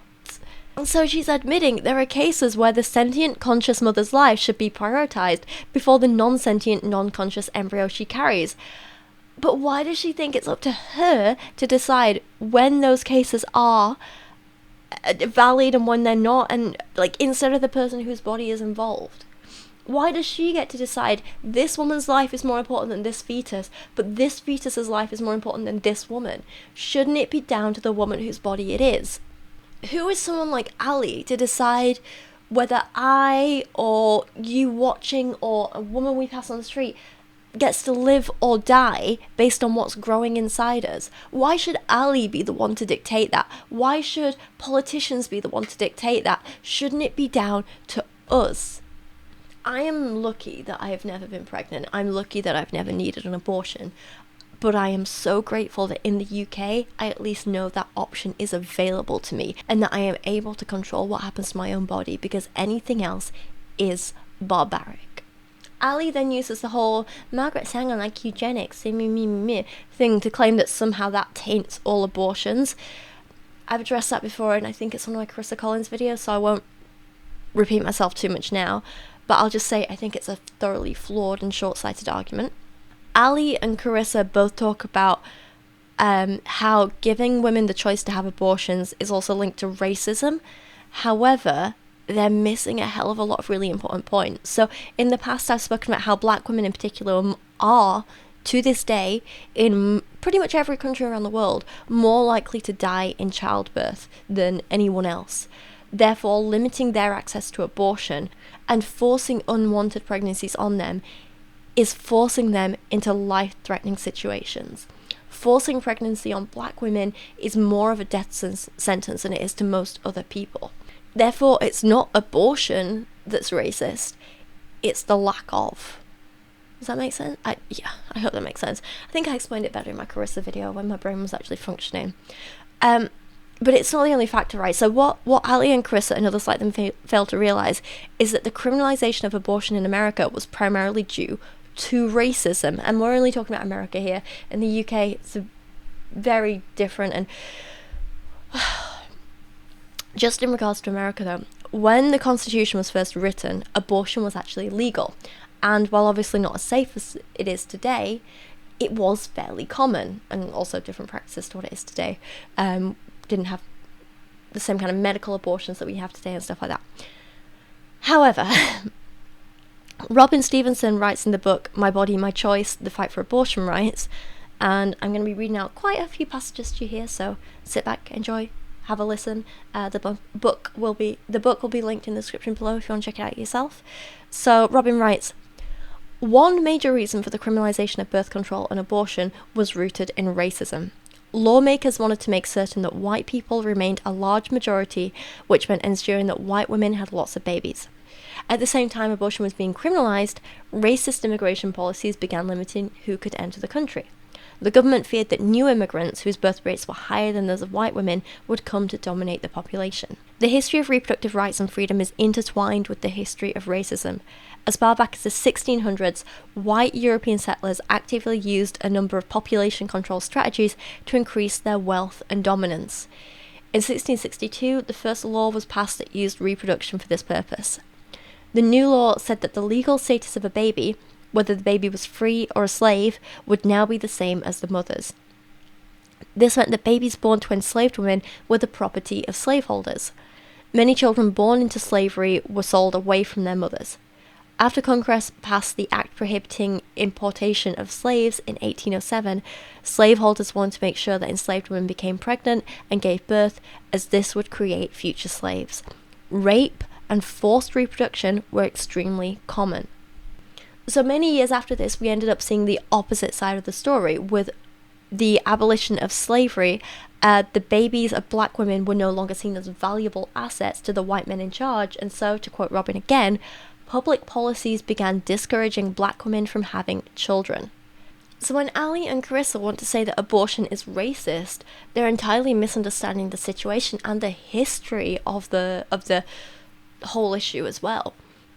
The problem is that there's always been a system of racism ingrained in the USA, and the white men in charge have consistently used abortion laws as a way to control women, all women, but in particular black women and other women of colour. It is the racists using this as a tool of oppression, and therefore the racist system needs dismantling, not the tool itself. The tool itself, abortion, is not inherently racist. It is a tool that allows women freedom and control over their own bodies. All women. And it's not just about abortion either. So Robin also writes about how sterilization was also once used as a tool of racist oppression in America. And again, it's not sterilization that's inherently bad or racist, it's the people using it as a tool of racist oppression. So again, to quote Robin, one of the things that white women wanted in the 1960s and 70s was the right to access sterilization, to get their tubes tied to prevent future pregnancies. Doctors were reluctant to do this for white women unless they were older and already had several children. This is something I've faced, a problem I faced even in the UK. During that same period, many hospitals ran programs in which women of colour and Indigenous women were coerced or forced to undergo sterilisation. One Indigenous organisation, Women of All Red Nations, estimates that on some reserves in the US, this rate of sterilisation among women was as high as 80%. Absolutely disgusting. African American, Mexican, and Puerto Rican women were targeted by these campaigns. Women with disabilities were and still are subject to similar abuses. By 1968, a third of the women in Puerto Rico had been sterilized. So while white women wanted the right to access sterilization, women of color needed the right to refuse sterilization. And again, it's absolutely barbaric, but the problem isn't sterilization, it's the people using it as a tool of oppression. And actually, this is another great example, going back to what Allie was saying earlier about equity and this is another great example of why we need equity and not equality. And this is an example that, again, I'm sure Allie would misunderstand. So while white women need to be allowed access to sterilization, women of colour didn't want to be forced to be sterilized. It seems that in general they want opposite things, but in reality they're asking for the same thing, which looks different to both of them. Equality would be everyone gets sterilized or no one gets sterilized, but equity is giving them control over their own bodies and reproductive rights. The right to choose, you can be sterilized or not, it's your choice. That's equity. The outcome, everyone being equal, is not everyone is sterilized or not. the equal outcome is everyone gets freedom and control of their own body. That's what it means when everyone gets the same thing. It's not everyone is in the same state, it's that everyone gets the same choice and opportunity. So again, to summarize, what we have to remember is with things like both sterilization and abortion, when they're safe and legal and the choice is in the hands of the individuals who want to have it done to them or not, it is a tool of empowerment. A woman or a person with a uterus is empowered when they choose to keep their pregnancy or when they choose to end their pregnancy, but they need to be allowed to make that choice for themselves. The key word here always comes back to choice. Actually, this comes back to a really interesting argument I saw put forth by Rebecca Todd Peters. So while I was reading this book, I did a little bit of digging around looking for a book that was sort of like the opposite of Allie's, in that it was pro-choice but also written from a Christian perspective. And I came across Rebecca's book, Trust Women, A Progressive Christian's Argument for Reproductive Justice.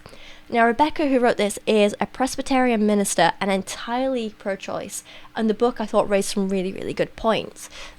So in it, she talks about how the idea that we need to make abortion illegal or place specific limits on it comes down to one big misogynistic thing. That the people in charge, usually men, usually white men, usually rich, white, cis, straight men, do not trust women to be able to make decisions about their own bodies for themselves. They do not trust women to know what is best for themselves, and that is a huge problem entirely rooted in misogyny. In her book, Rebecca says, the problem we face in this country is our failure to trust women to act as rational, capable, responsible, moral agents.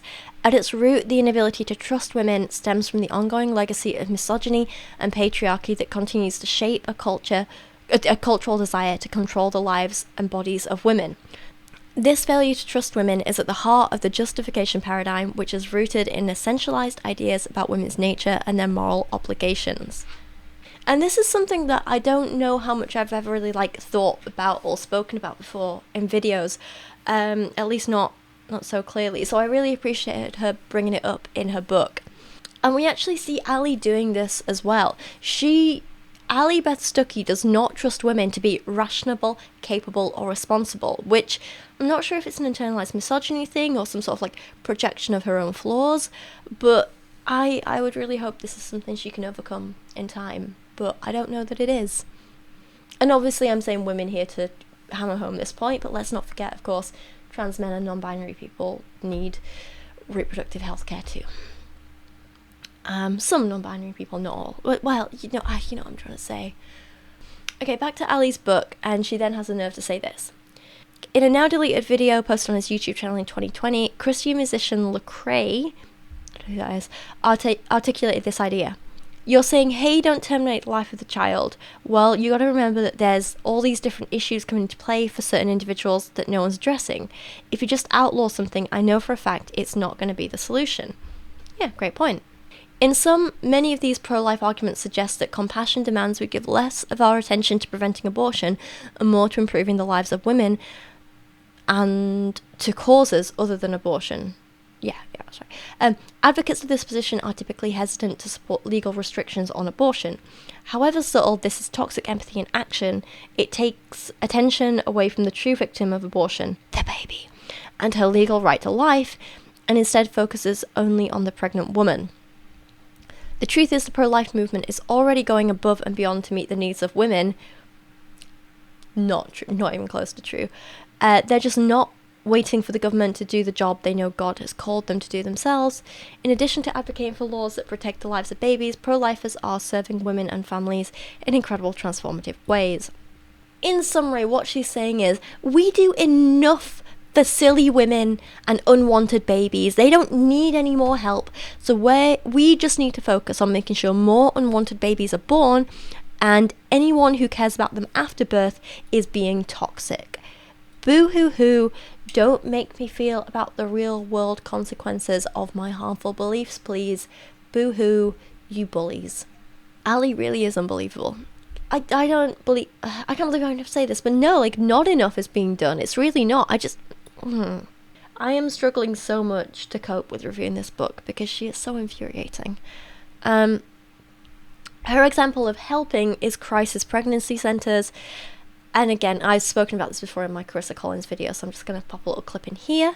But obviously that's not true, and one of the best examples of how that's not true is the existence of crisis pregnancy centers.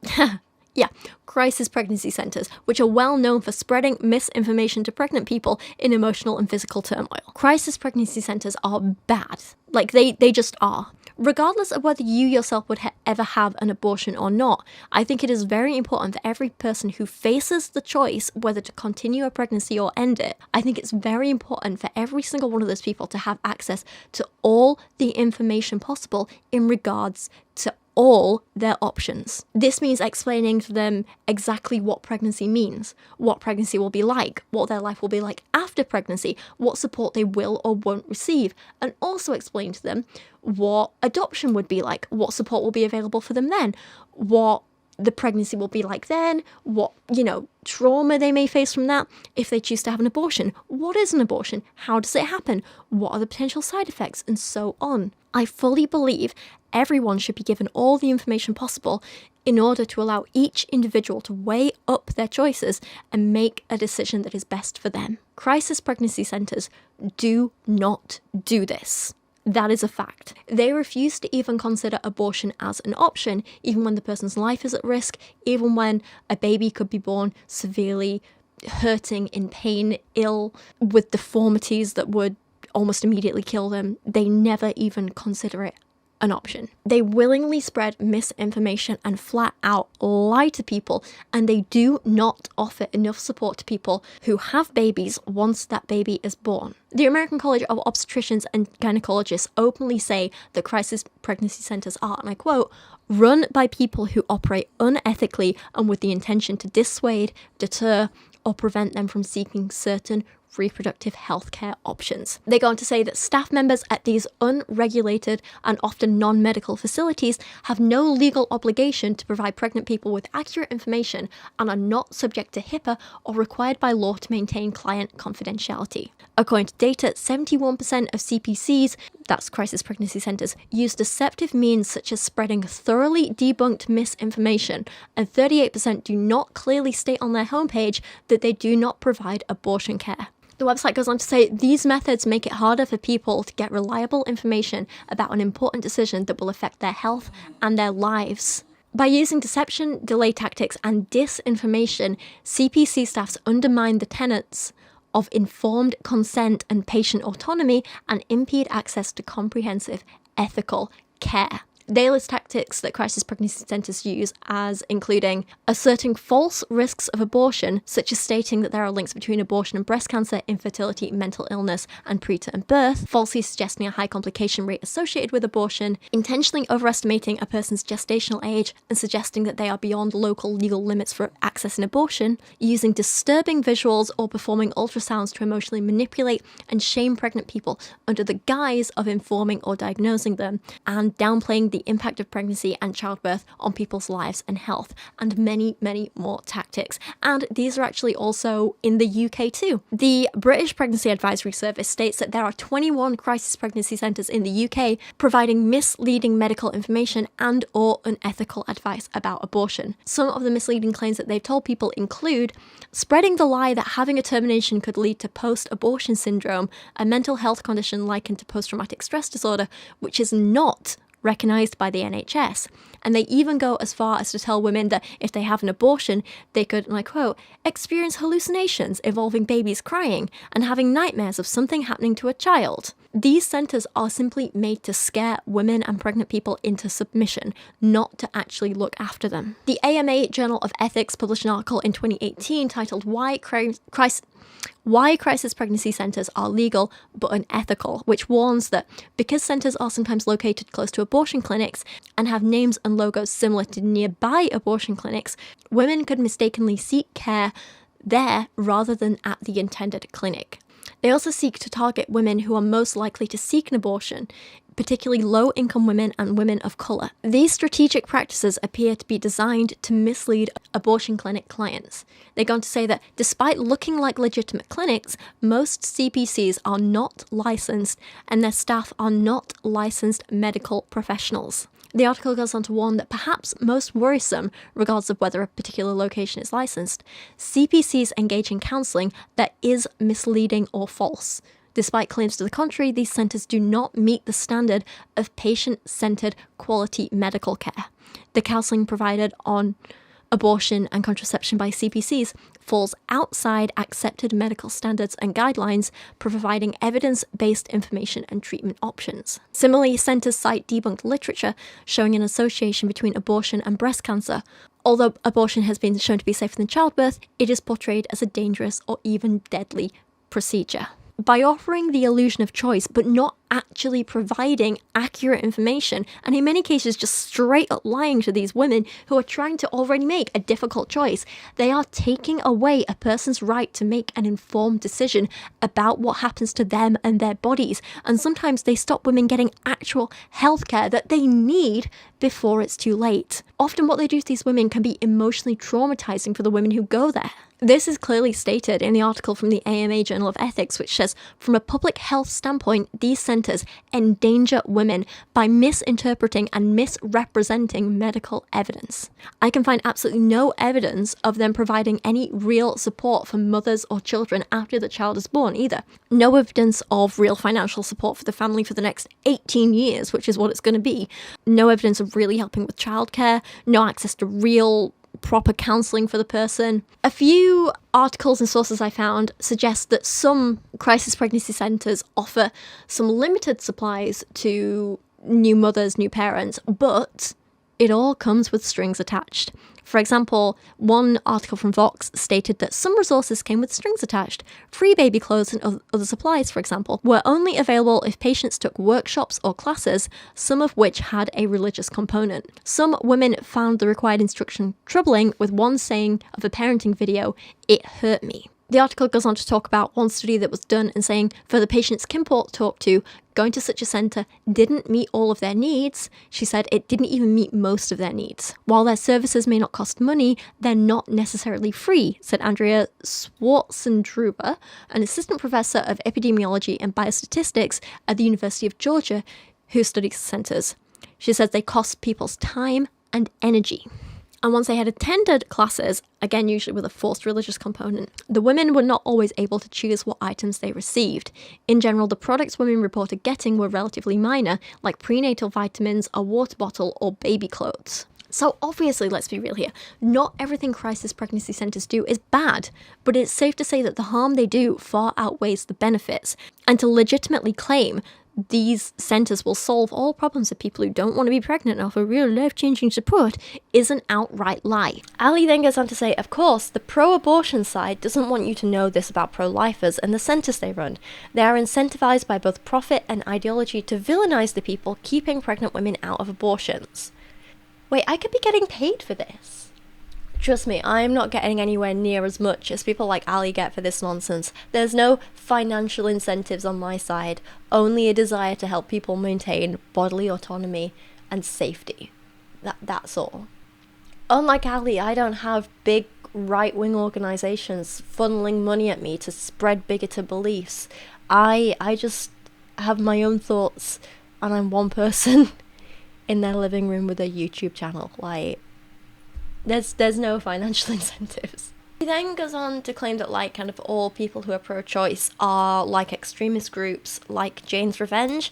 I don't know too much about them, but I don't think I believe with them that much. I'm not sure.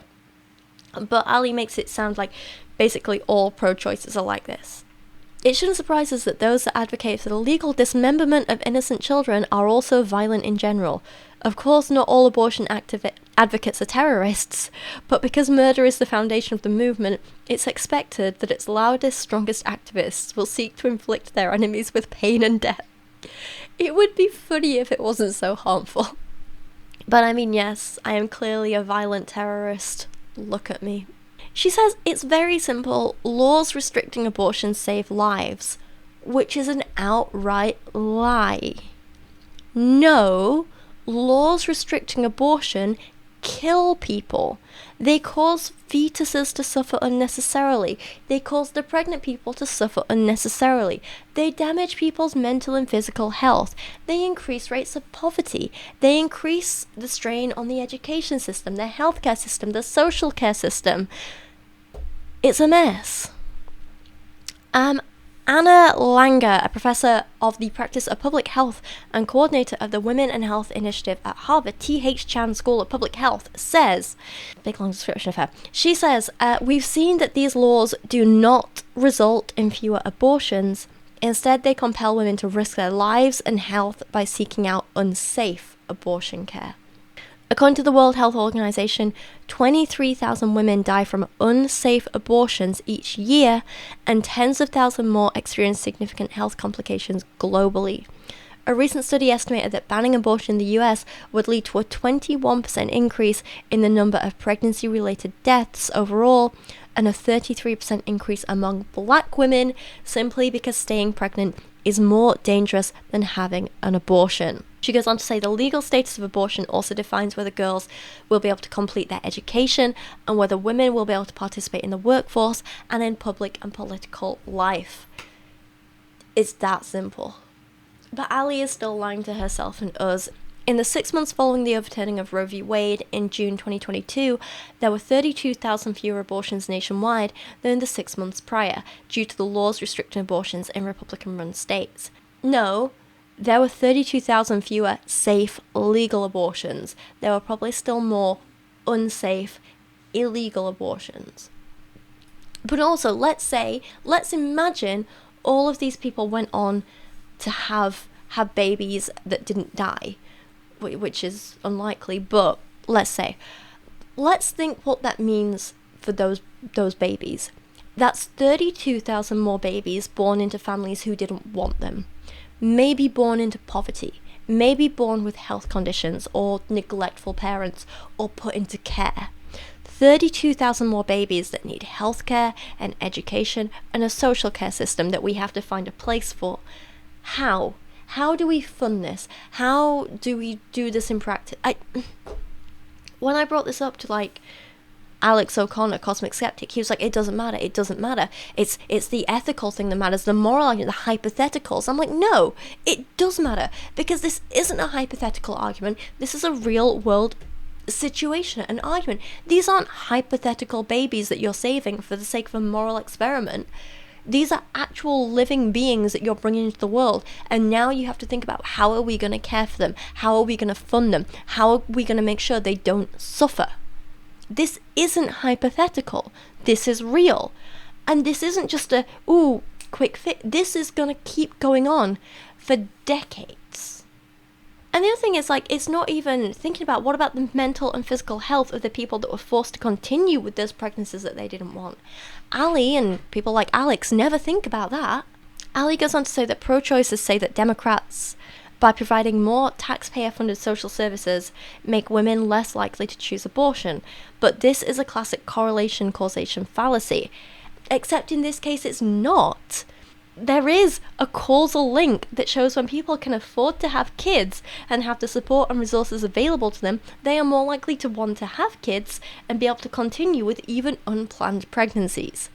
This is one of the few times where this is not just a correlation, this is a causal link. She can't be this dense, right? She goes on to say that according to Dr. Michael New, a researcher at the Charlotte Lozier Institute, Poland is the only developed country with nationwide protections for unborn babies.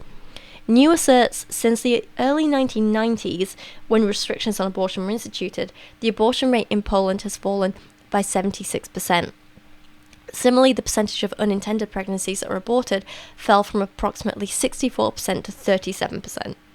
So 37% is still being aborted, but okay, here we are. But yeah, again, I have to say, and I'm pretty sure I made a video about Poland and their barbaric abortion laws as well, and other things. Again, didn't get many views, but yeah, bringing in those kinds of restrictions and laws reduces the number of legal abortions, but not the number of abortions being performed illegally, unsafely. It doesn't reduce the need for abortion. It just reduces the accessibility. It's like, imagine I'm in a room and I'm like, okay, I have 100 starving people here. They're asking for bread and I only have 10 loaves to give out. I've got a solution. I'm going to duct tape over all their mouths so they can't possibly ask me for any more bread.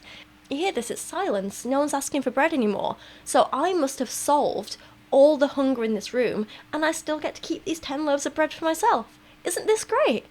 You're not actually solving anything. You're not reducing their need. You're not helping these people.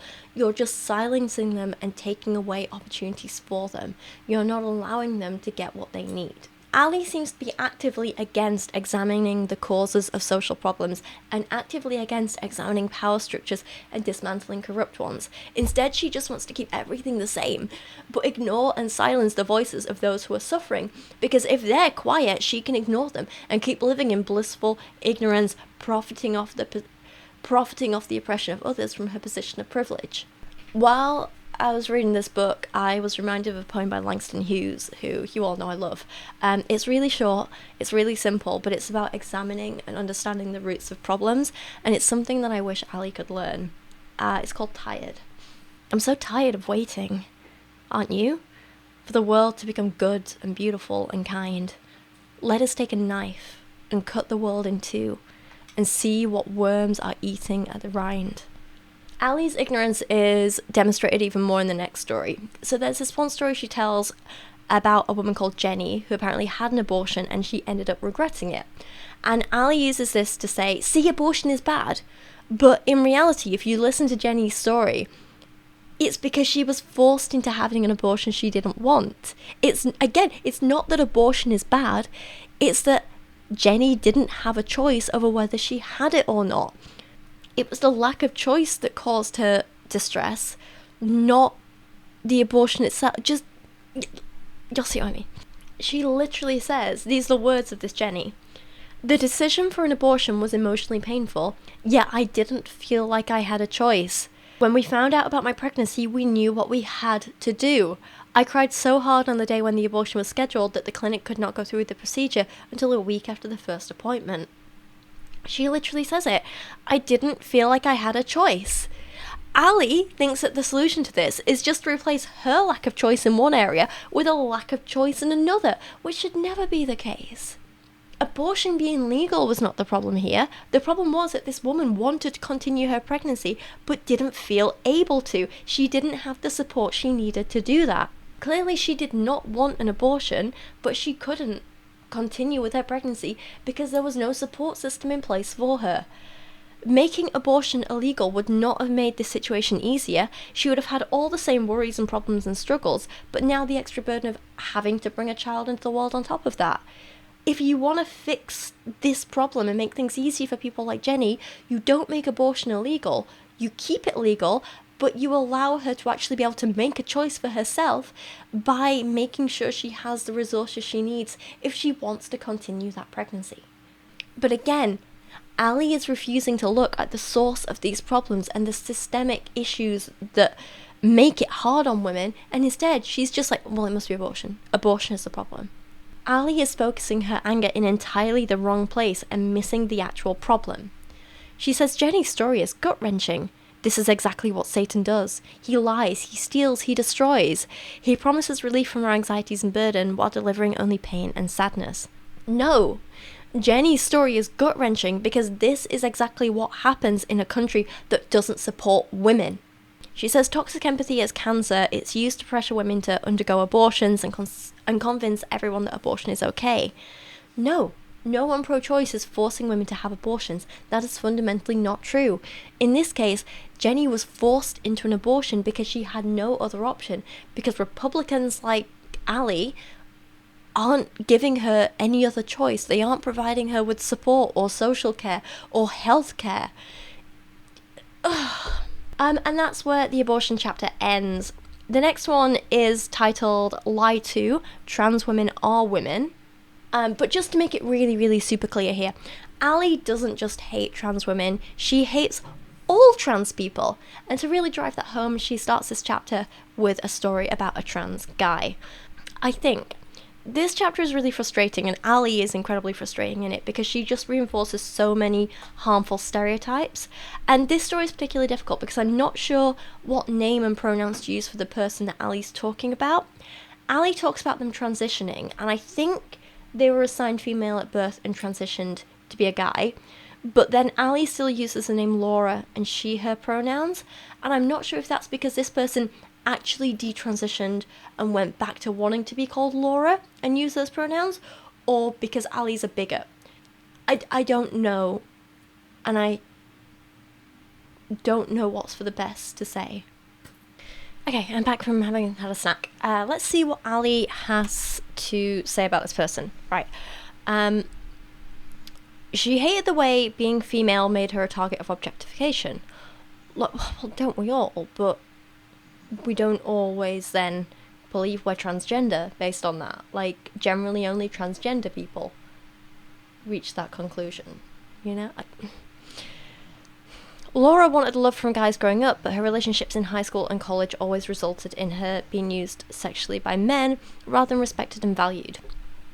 She became increasingly convinced that her femininity was a weakness, was a source of her problems and insecurities, and wasn't what she wanted to be. For years, Laura had an alter ego in her head named Jake. Jake was strong, confident, and well-loved. Jake was never objectified. In her late 20s, Laura started dressing as a man, felt that presenting herself in a masculine way gave her a sense of power and security. I don't want to repeat myself too much, especially not because we kind of slightly touched on this in the beginning, but I will say, if this is a story of detransition, then detransitioners are absolutely valid. And we cannot presume that everyone has the same motivations for transitioning or detransitioning. But to claim that this person is or was a trans man because they were dressing as a man and had an alter ego in their head, and that it's just because she was convinced her femininity was weakness, it just feels like Allie's never spoken to a trans person in her life and is just making this stuff up based on stereotypes and things she's heard from other conservatives who've also never spoken to trans people in their life. You know? Trans men aren't dressing as men, they're just men, you know? Allie gets on to write, but she knew she wasn't really a man. To really be a man, she had to look and sound like one. It wasn't enough to wear baggy clothes. Her new friends told her about testosterone treatments. Again, I don't know a single trans person who would think or speak like this. Like, your gender is about so much more than how you look or sound. And they might be like, well, to affirm my gender, I want to look more this way or sound more... Like, you might think that, but it's not that like, oh, I'm not really a man if I don't speak this way. I've never heard anyone actually speak like that about themselves. I can't deal with Allie here, that's my point. She starts to be disrespectfully flippant about the high suicide rates amongst trans people who don't receive gender-affirming care, love and support, with lines like this. We're consistently warned that refusal to accept someone's stated identity can contribute to the chances of them dying by suicide. Who wants to have any part in that kind of harm? But ultimately, such empathy-driven affirmation is not just short-sighted, but unloving.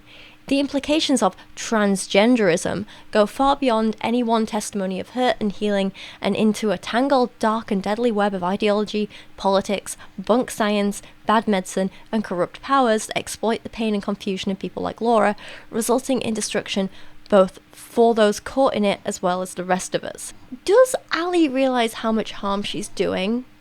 Or does she just not care? Also, I hate the word transgenderism. Can we not? She comes close to getting the point at times, but, well, listen to this. As a girl, I hated dresses. Frills embarrassed me. My outfit of choice was always a plain white t-shirt and jeans. I enjoyed playing with the boys in my neighbourhood. I kinda liked bugs. In the 2nd grade, I developed a weird obsession with snakes. My 6-year-old self would have said my favourite movie was Braveheart. At 10, my mum finally let me get my hair cut into the super short bob I'd been wanting forever. My parents always told me I took after my dad. Opinionated, headstrong, decisive. I had traits that would have been excused or even celebrated in boys, but somehow I knew they weren't always welcome in girls. That was the struggle I had in high school and even into college. Wanting to be accepted and loved as a girl, but always feeling that I didn't fit perfectly into traditional feminine categories. I never questioned my gender. I loved being a girl growing up, even while liking some traditionally boyish things, and I never felt discomfort in my body. I still love being a woman today, and thank the Lord, all those characteristics that made me unsure or insecure growing up are now strengths that I utilize and benefit from daily. So she acknowledges here that gender is about more than just the clothes you wear and having a few personality traits. She acknowledges that she's always known her own gender. She's always felt like a woman, which, funnily enough, is exactly what trans women often say as well. Not always, but often, you know? She says things about how she never felt discomfort in her body. Good for her. Not everyone can say that. A lot of trans people do feel discomfort in their bodies, which is just one of many reasons they sometimes know they're trans. Like, if we're supposed to trust that she's never questioned her gender and that she loves being a woman and that she's always known she's a woman, then why can't she trust a trans woman when she says the same thing? Why is it that when a trans woman says, I've always known I was a woman, I have felt discomfort in my body because it's not the way I felt it should be? I have always known my gender was that I am a woman. Why won't she trust a trans woman who says that? Again, they're saying the same things, but Allie immediately distrusts the trans person just because they're trans. And that is just bigotry. Why are we supposed to accept that you, Allie, know your gender better than anyone, but trans women and men don't? Allie then goes back to Laura's story and talks about them feeling major gender dysphoria, and somehow seems to imply that this means trans people don't exist. Laura looked in the mirror, finally flat-chested, no more compression tops and chest binders. She'd gone through with the top surgery, a double mastectomy, and what she hoped would be one final step in her female-to-male transformation. Maybe now she'd finally feel man enough. But it was just days after the surgery when she realised her hopes for complete masculinity were yet unfulfilled. If anything, she felt less like a man than she had before. Even with a lower voice, facial hair and a flat chest, she was painfully aware of all the ways she was still a woman.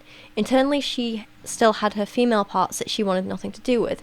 So several months later, she underwent a hysterectomy. While she wasn't sure about bottom surgery, a phalloplasty where an artificial form of male genitalia is constructed, typically from forearm skin. You can say penis, Allie, it's okay. Penis. Because of the complications it could present, she felt confident that removing her uterus and ovaries, which had caused her years of pain due to polycystic ovarian syndrome, would complete her trek to manhood. But as she recovered from the invasive procedure, Laura found herself more depressed and lost than she'd ever been, even pre-transition. She'd been convinced that changing her name, her pronouns, and her body would make her happy forever. Abandoning her Christian upbringing and cutting out her parents, she believed, would help her become who she was always meant to be, Jake. But she didn't feel like someone who'd completed a heroic journey. She felt like someone who'd lost a game, the rules of which she only now realised she'd never really understood after years of believing she was close to victory. So, Allie is wanting us to believe that this person transitioned, went through a hell of a lot of surgeries and hormone treatments and probably a lot of therapy and other things, but she's still depressed because being trans is inherently bad for you, when in reality there's a bigger thing we're overlooking, and that's the fact that she cut off her parents. She had to cut off her unaccepting family. Are you sure it's the transition thing that's causing the problems and not the lack of support from the people who are meant to love her unconditionally? Allie even says the pain of the problems of her past that she thought would be solved by rejecting her feminine identity was still present. The rejection she felt from her mother and the betrayal of the men whose love she desperately wanted still stung. Jake didn't erase her past, couldn't heal her. And later she goes on to speak about the parents.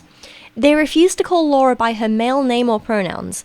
While they knew this angered their daughter and had the potential to create distance between them, they trusted that standing unwaveringly on the truth honoured the Lord and would serve to remind Laura of her true identity. The lack of affirmation from her parents was frustrating, yet Laura never doubted their love for her. They insisted on using her birth name, but they didn't push her away. They called, texted, and invited her to visit as often as they could, always telling her how much they cared for her and prayed for her. So, Allie knows what the problem is. She acknowledges what the problem is. And it has nothing to do with this person being trans and everything to do with the fact that their parents are rejecting them and not accepting them and dead naming them and using the wrong pronouns. Of course they still feel dysphoria. Of course they don't feel happy. Of course they're still depressed and anxious and a mess. This is just like the abortion story where the woman was upset because she was pressured into an abortion because she had no other choice. And Allie's like, there, see, therefore abortion's bad. Whereas in this, it's like a person's transitioned, but they don't have the support of the family who are supposed to love them, so they're upset by it. And so Allie's like, see, the transition was the problem. When, no, clearly not in this case. You're telling us... I would suggest not wasting your money on a book like Allie's and instead going and listening directly to actual trans people and their stories. And if you'd like to do that, then a book I recommend is Gender Euphoria, Stories of Joy from Trans, Non-Binary and Intersex Writers, collected and edited by Laura Kate Dale. It is superior to this story from Allie in every single way. Allie then goes on to list the potential risks and side effects of hormone therapies and gender-affirming surgeries, which is fair, they are there. But like I said earlier, literally all medical treatments come with side effects and risks. Once again, it's up to the individual to be able to make an informed decision about what is best for them. I'm not saying we ignore the risks completely, but I am saying that for some people those risks are worth it. But it's up for those people to decide for themselves. Allie then, and this is where she really goes off the rails and starts talking nonsense. She lists a bunch of old scientists, one of whom apparently defended paedophilia, and then says that some other people were inspired by their work, and then some other people were inspired by that work, and then eventually a guy called John Money came along and performed unethical experiments on twins, and now that means that trans people don't exist. It's a wild, bizarre journey where she tries to imply that all trans people are paedophiles because there was a doctor and then a doctor and a doctor and a doctor and a doctor, and then he had some bad views.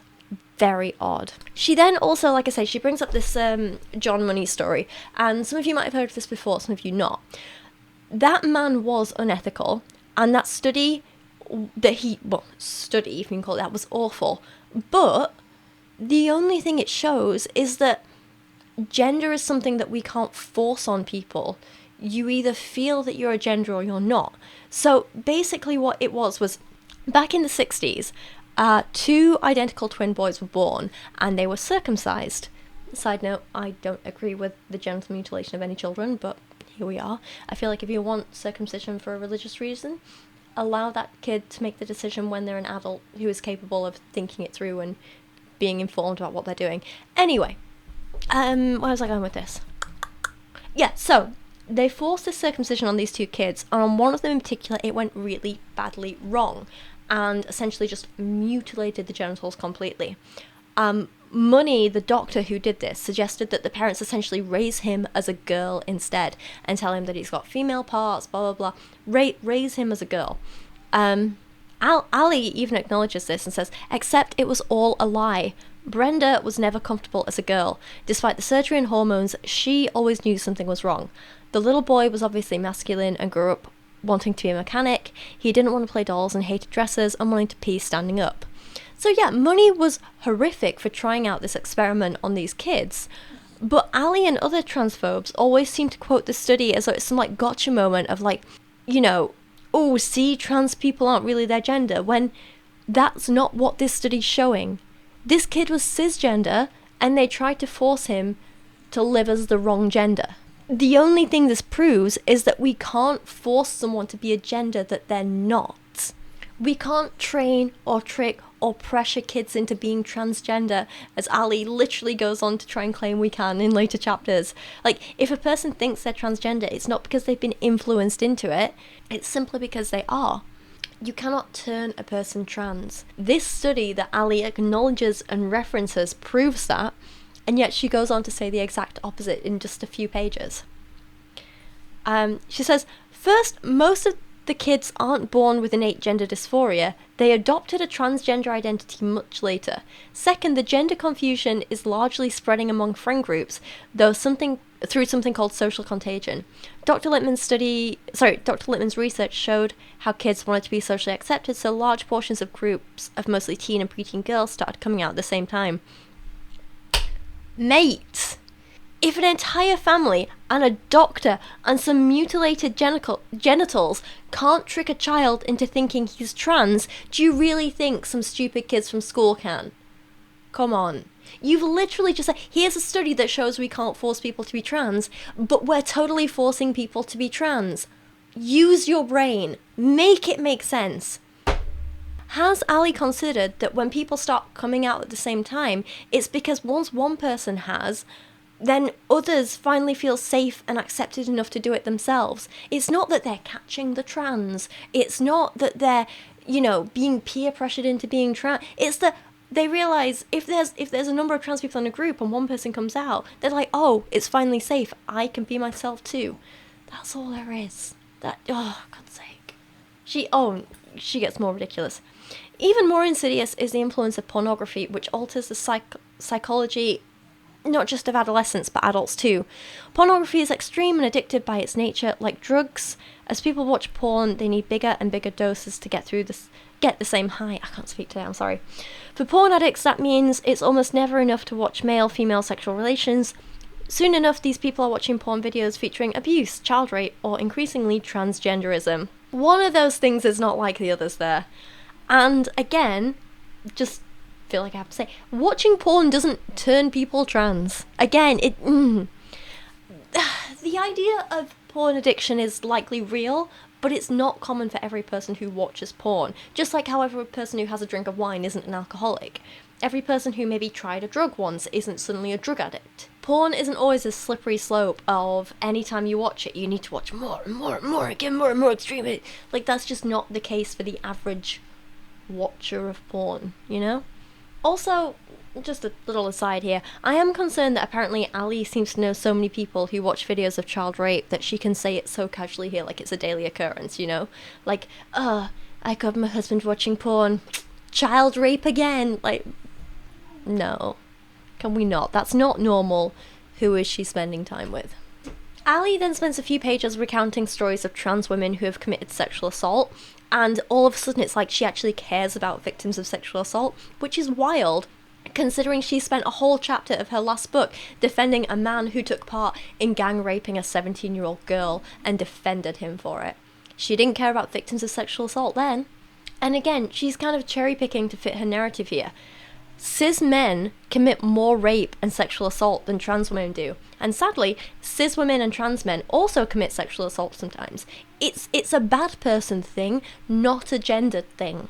And you absolutely do not protect women by excluding trans women from safe spaces, because you're not protecting those trans women then. You're just putting them at a higher risk of harm. The only way to protect all women is to stop protecting predators, and that's something Allie's never going to do. You have to start taking sexual assault allegations seriously.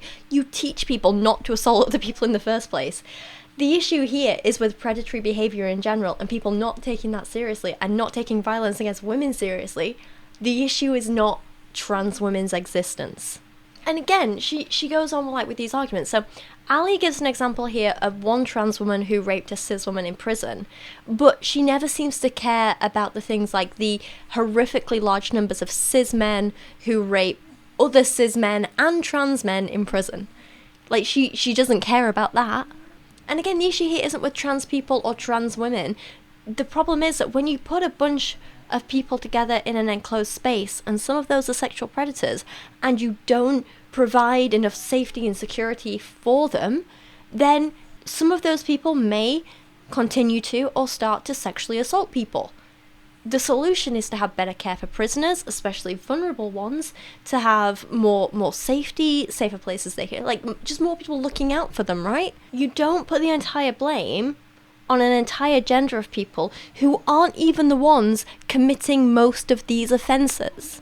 And I mean, let's take the prison example. What would Allie's solution be? Put trans women in male prisons so they're more likely to be the targets of attacks and rapes instead? Is that what you want? Or do rapes and attacks not count when it's done to a trans woman? Again, stats do show that more cis men assault trans women than trans women attack cis women. And what about trans men? Where does she want them put in? Allie got so up in arms about a trans woman in a homeless shelter with what Allie called a 5 o'clock shadow, then I can't imagine how she'd feel about like a fully bearded trans man potentially sharing a cell with a cis woman, you know? Not that all trans men are fully bearded and stuff, but you know what I'm trying to say. The point is, Allie doesn't think about the big picture and the complexities. She just rushes to demonize and blame trans people with absolutely nothing to back up her claims except her own bigotry. She ends the chapter by saying, with clarity, courage, and compassion, we teach our children the beauty of God's design for gender. We correct our friends who are in error. We admonish our loved ones who are tempted to don fake empathy by affirming lies rather than demonstrating biblical, truthful love. Blah, blah, blah, blah, blah, blah, blah. As we say on my show, we raise a respectful ruckus. I thought you didn't like ruckuses. I thought you didn't like revolution. Empathy for a lie leads to destruction. Telling the truth about transgenderism is the only way. Again, can we please stop using the word transgenderism? And 2, can you please shut up? Chapter 3 covers lie 3, love is love, because what good is a little transphobia without a whole dollop of homophobia on top? This chapter begins with Allie telling the story of Glennon Doyle, who left her husband, realised she liked women, married a woman, and started a blog about how she's Christian and gay and is now incredibly happy. And apparently, again, this is somehow a bad thing. You may recognise this story because this is the exact same one that Allie wrote about in her first book, and she made all the exact same points. So she's really just recycling material here. Not only is she hateful, but she's lazy. 2 of my least favourite characteristics in a person. Allie literally writes, Glennon followed her truth, embraced her authentic self, and pursued the life she wanted to live. Also, my voice is sounding better now, isn't it? Great. She insisted that love is just that, love, and it's not limited to any gender or type of family. And now, finally, she's happy. After years of struggle, doubt, addiction, rejection, and pain, she's found peace. And yet, Allie wants us to think this is a bad thing. Is Allie just that cruel that seeing other people happy makes her miserable? She says, but for Christians, it's not so simple. The inconvenient reality is that we have a priority that's higher than our own or others' momentary happiness, and that's truth. While we can understand Glennon's struggle, our sympathy must submit to our belief in a God who is real and authoritative, and who therefore defines sin, relationships, proper sexuality, and marriage. Blah, blah, blah, blah, blah. The thing is that Glennon is Christian. Doesn't seem so complex to her, does it? Allie then goes on a page-long woe is me rant about how life is just so hard for her. It's really difficult because at any moment she could get cancelled for being homophobic. She might lose her spot on Fox News. How terrible. How utterly, utterly terrible. But she's conflicted because if she doesn't spew her homophobic hate, then she is left with guilt over my cowardice. Allie is out here saying that people shouldn't be in love. She wants to break up families. She is shaming people for just who they inherently are, and yet she still wants us to feel sorry for her because a few people say to her, hey, maybe don't be so horrible, love, yeah? She says that at first I was so nervous and I softened my argument with caveats about the importance of showing kindness towards those whose lives we disapprove of. But my message was this. God is clear that homosexuality is a sin, and the only sexual relationship he calls holy is that between one man and one woman. I addressed the progressive arguments to the contrary and finished with a reminder that all people, no matter their sexual attractions, are called to repentance and self-denial. Sorry, but nothing Allie has ever done has ever been with kindness. I just don't believe it. She is selfish, she is cruel, that is all there is to it. She says, as expected, I received a barrage of angry comments and messages accusing me of hate, and even insisting I'm not truly Christian. But the grateful messages outnumbered the outraged ones, which is concerning, and I realised just how desperate we all are for clarity on controversial topics. From then on, I've taken every opportunity I can to point to what the Bible says on things like sexuality and gender. I don't do this because I enjoy controversy or hate people like Glennon, could have fooled me, but because these are identity-related issues that have a major impact on how we think of ourselves, others, sin, and God. Except she does seem hateful towards them, and she doesn't seem to care about the impact she's having on how queer people think of themselves, or feel about themselves, or how safe they feel in this world. I looked up quite a few studies and articles on this, which suggested, and again, I'm simplifying here because I've only got so long in a video, and basically, like, while there were absolutely differences between genders, ages, places, even, like, what sexuality you are, but basically, the summary was, if you have to hide your sexuality, it's more likely to cause depression, anxiety, low self-esteem, and make you feel isolated from people. However, simply coming out and being open about your sexuality isn't a simple solution to fix all of this, because if people are forced to out themselves, or they come out in a place or a time with no real support system where their sexuality is still stigmatized in one way or another, it can make these mental health problems worse.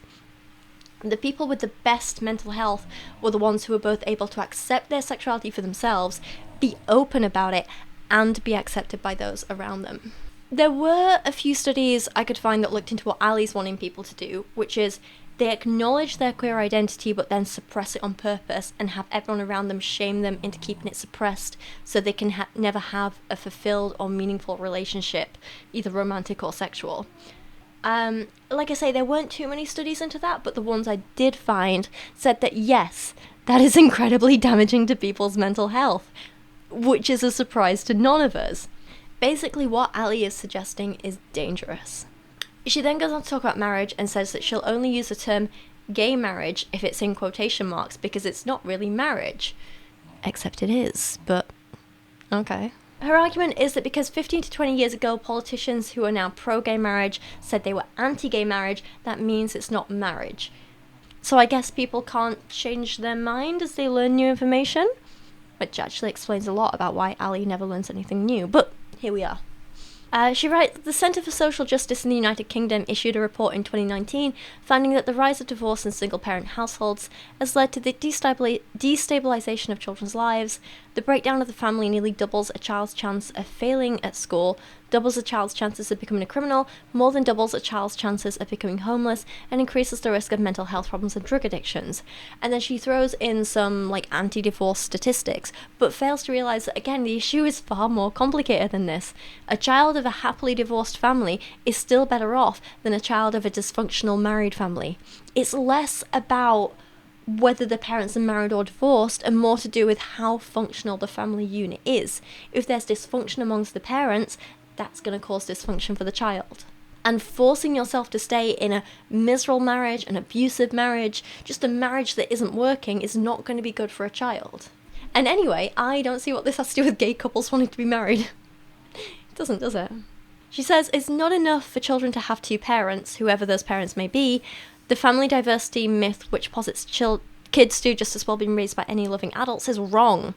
As Brad Wilcox, a professor of sociology at the University of Virginia and fellow at the Institute of Family Studies, told me on my podcast, when you actually look at the data, what you see is that kids are much more likely to flourish when they're raised in an intact biological married family with their own mother and father. In fact, a study by the Department of Health and Human Services found that children living in a home with an unrelated adult were 9 times as likely to be emotionally, sexually, or physically abused than kids living with their biological parents. Okay, but kids having 2 gay parents is not the same as living in a home with an unrelated adult. They're still living with 2 parents. Last time I checked, parents are family unrelated to them, yeah? But again, I looked at that stat, and sadly, a lot of it has to do with things not having a same-sex parent, but it's more if the family has lodgers, family friends staying with them, foster carers, even step-parents to some extent. It's not purely about same-sex parents. In fact, they're barely featured in that statistic. They're just not... No. Again, she's attributing blame in the wrong places just because it fits her agenda. Same-sex parents aren't innately predators. Predators are predators, and we should be safeguarding children, absolutely, but we can't just assign all the blame to groups we don't like for no good reason. And again, besides, not all same-sex couples have kids. And a lot of gay people have kids, but then realise they're gay and come out later in life. Like my sister-in-law, she was married, she had kids, then she realised she was gay, left her husband, met my sister, married my sister. Lovely, wonderful, they're great together. Kids are happy, everything's good. What's that doing, wrong for the kids? By the time Karen left, her children were adults, they were grown up, they could fend for themselves. They're just happy that their mum's happy, you know? Allie then literally shares studies which disprove her points, but she waves them off as Chinese communist propaganda. I wish I was making this up. In 2023, BMJ Global Health published a study that the media claimed proved kids of homosexual parents fare better than kids of heterosexual parents. Forbes covered its release with the headline, kids raised by same-sex parents fare same as or better than kids of straight couples, research finds. The Hill, Washington Post, and others echoed the same line. It was a shocking find, but it also wasn't true. I'll share you a lengthy explanation of the methodological flaws of the Chinese Communist Party funded meta-analysis, and instead focus on its actual results, which weren't nearly as conclusive as the headlines proclaimed. Yes, those damn Chinese communists always trying to get people to be gay. This is madness, right? Absolute madness. And then she goes on to talk about how, because basically these were just headlines, so of course they're going to exaggerate and be over the top, and that's what they do. But the actual study itself was this like big, like she says, it was a meta-analysis of a bunch of different studies. So obviously different studies had different outcomes, and some found this, some found that. And then basically they were like, okay, but like let's take it all into account and see what we can kind of come up with from this. Like what conclusions can we draw? What patterns are we seeing? But she just focused on the fact that, well, not every study said that. And it's like, well, no, of course not, because that's how studies work. Different ones find different things, and that's why we do these big meta-analyses, and it's just, oh, my brain's not working. I'm so tired. I'm so physically exhausted, and Allie is just making me more physically exhausted. Point is, though, that study did find that kids with same-sex parents have, what was it again? The same as or better. It was various things. It was mental health, success, education, like, the evidence is there, and Allie's just like, but because Chinese communists, I'm ignoring it. And she even goes on to say, but we don't need studies to tell us what we already intuitively know. The same people needed to make a baby are the same needed to raise her. Only men can be dads and only women can be mums. Each has their own irreplaceable role to play. When my kids want adventure and risk, they go to their dad. When they need comfort and sympathy, they come to me. When they want to be chased around the house, they call for him. When they're sick or tired, they cry for me. This isn't due to personality differences, but rather our innate gender differences. I disagree, that is just a personality difference. You're just saying kids have varying needs, and they need one or multiple parents to fulfill various needs. It's not a gendered thing, come on. Mums and dads complement each other in a way that brings security and stability to kids' lives. It's not a gender thing. Does anyone else also hate this idea that, like, men get to do the fun stuff and women do the caring stuff? Like, no! I want to be the stupid fun one. I'm the one who rolls around on the floor with Kyra and plays tug of war, and we play tag together and fetch and do the stupid stuff. And I'm the caring one who she comes to when she needs to snuggle when she's ill. You know? Women can be both. We don't have to be the boring ones all the time. Honestly, though, like, this assumption that the mother, the woman, has to be the caring, not fun one is, again, just based in misogyny.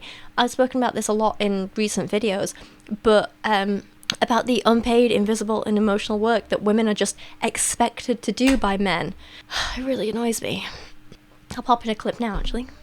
He's the parent. He shouldn't have to check in with the mother every time he does something. He should know his child. He should know his child's needs. He should know what his child eats and take responsibility for making sure she has nutritious food. That shouldn't be on the mother alone. He shouldn't just be the fun babysitter who pops up every now and again and follows the mum's rules and relies on the mum entirely for emotional support while he's doing work. That's ridiculous. He should be an actual parent. A woman should be able to leave her child with the father and not have to repeatedly babysit the father the entire time. And sadly, this is an ongoing problem in society in general, and one which annoyingly books like this just normalise. Colleen Hoover isn't writing like this to critique Ryle or raise awareness of these issues. She's not trying to point out this is a flaw in him or critique it. She's trying to say this is a good thing. Look what Ryle's doing. He's actually parenting, but he's not parenting.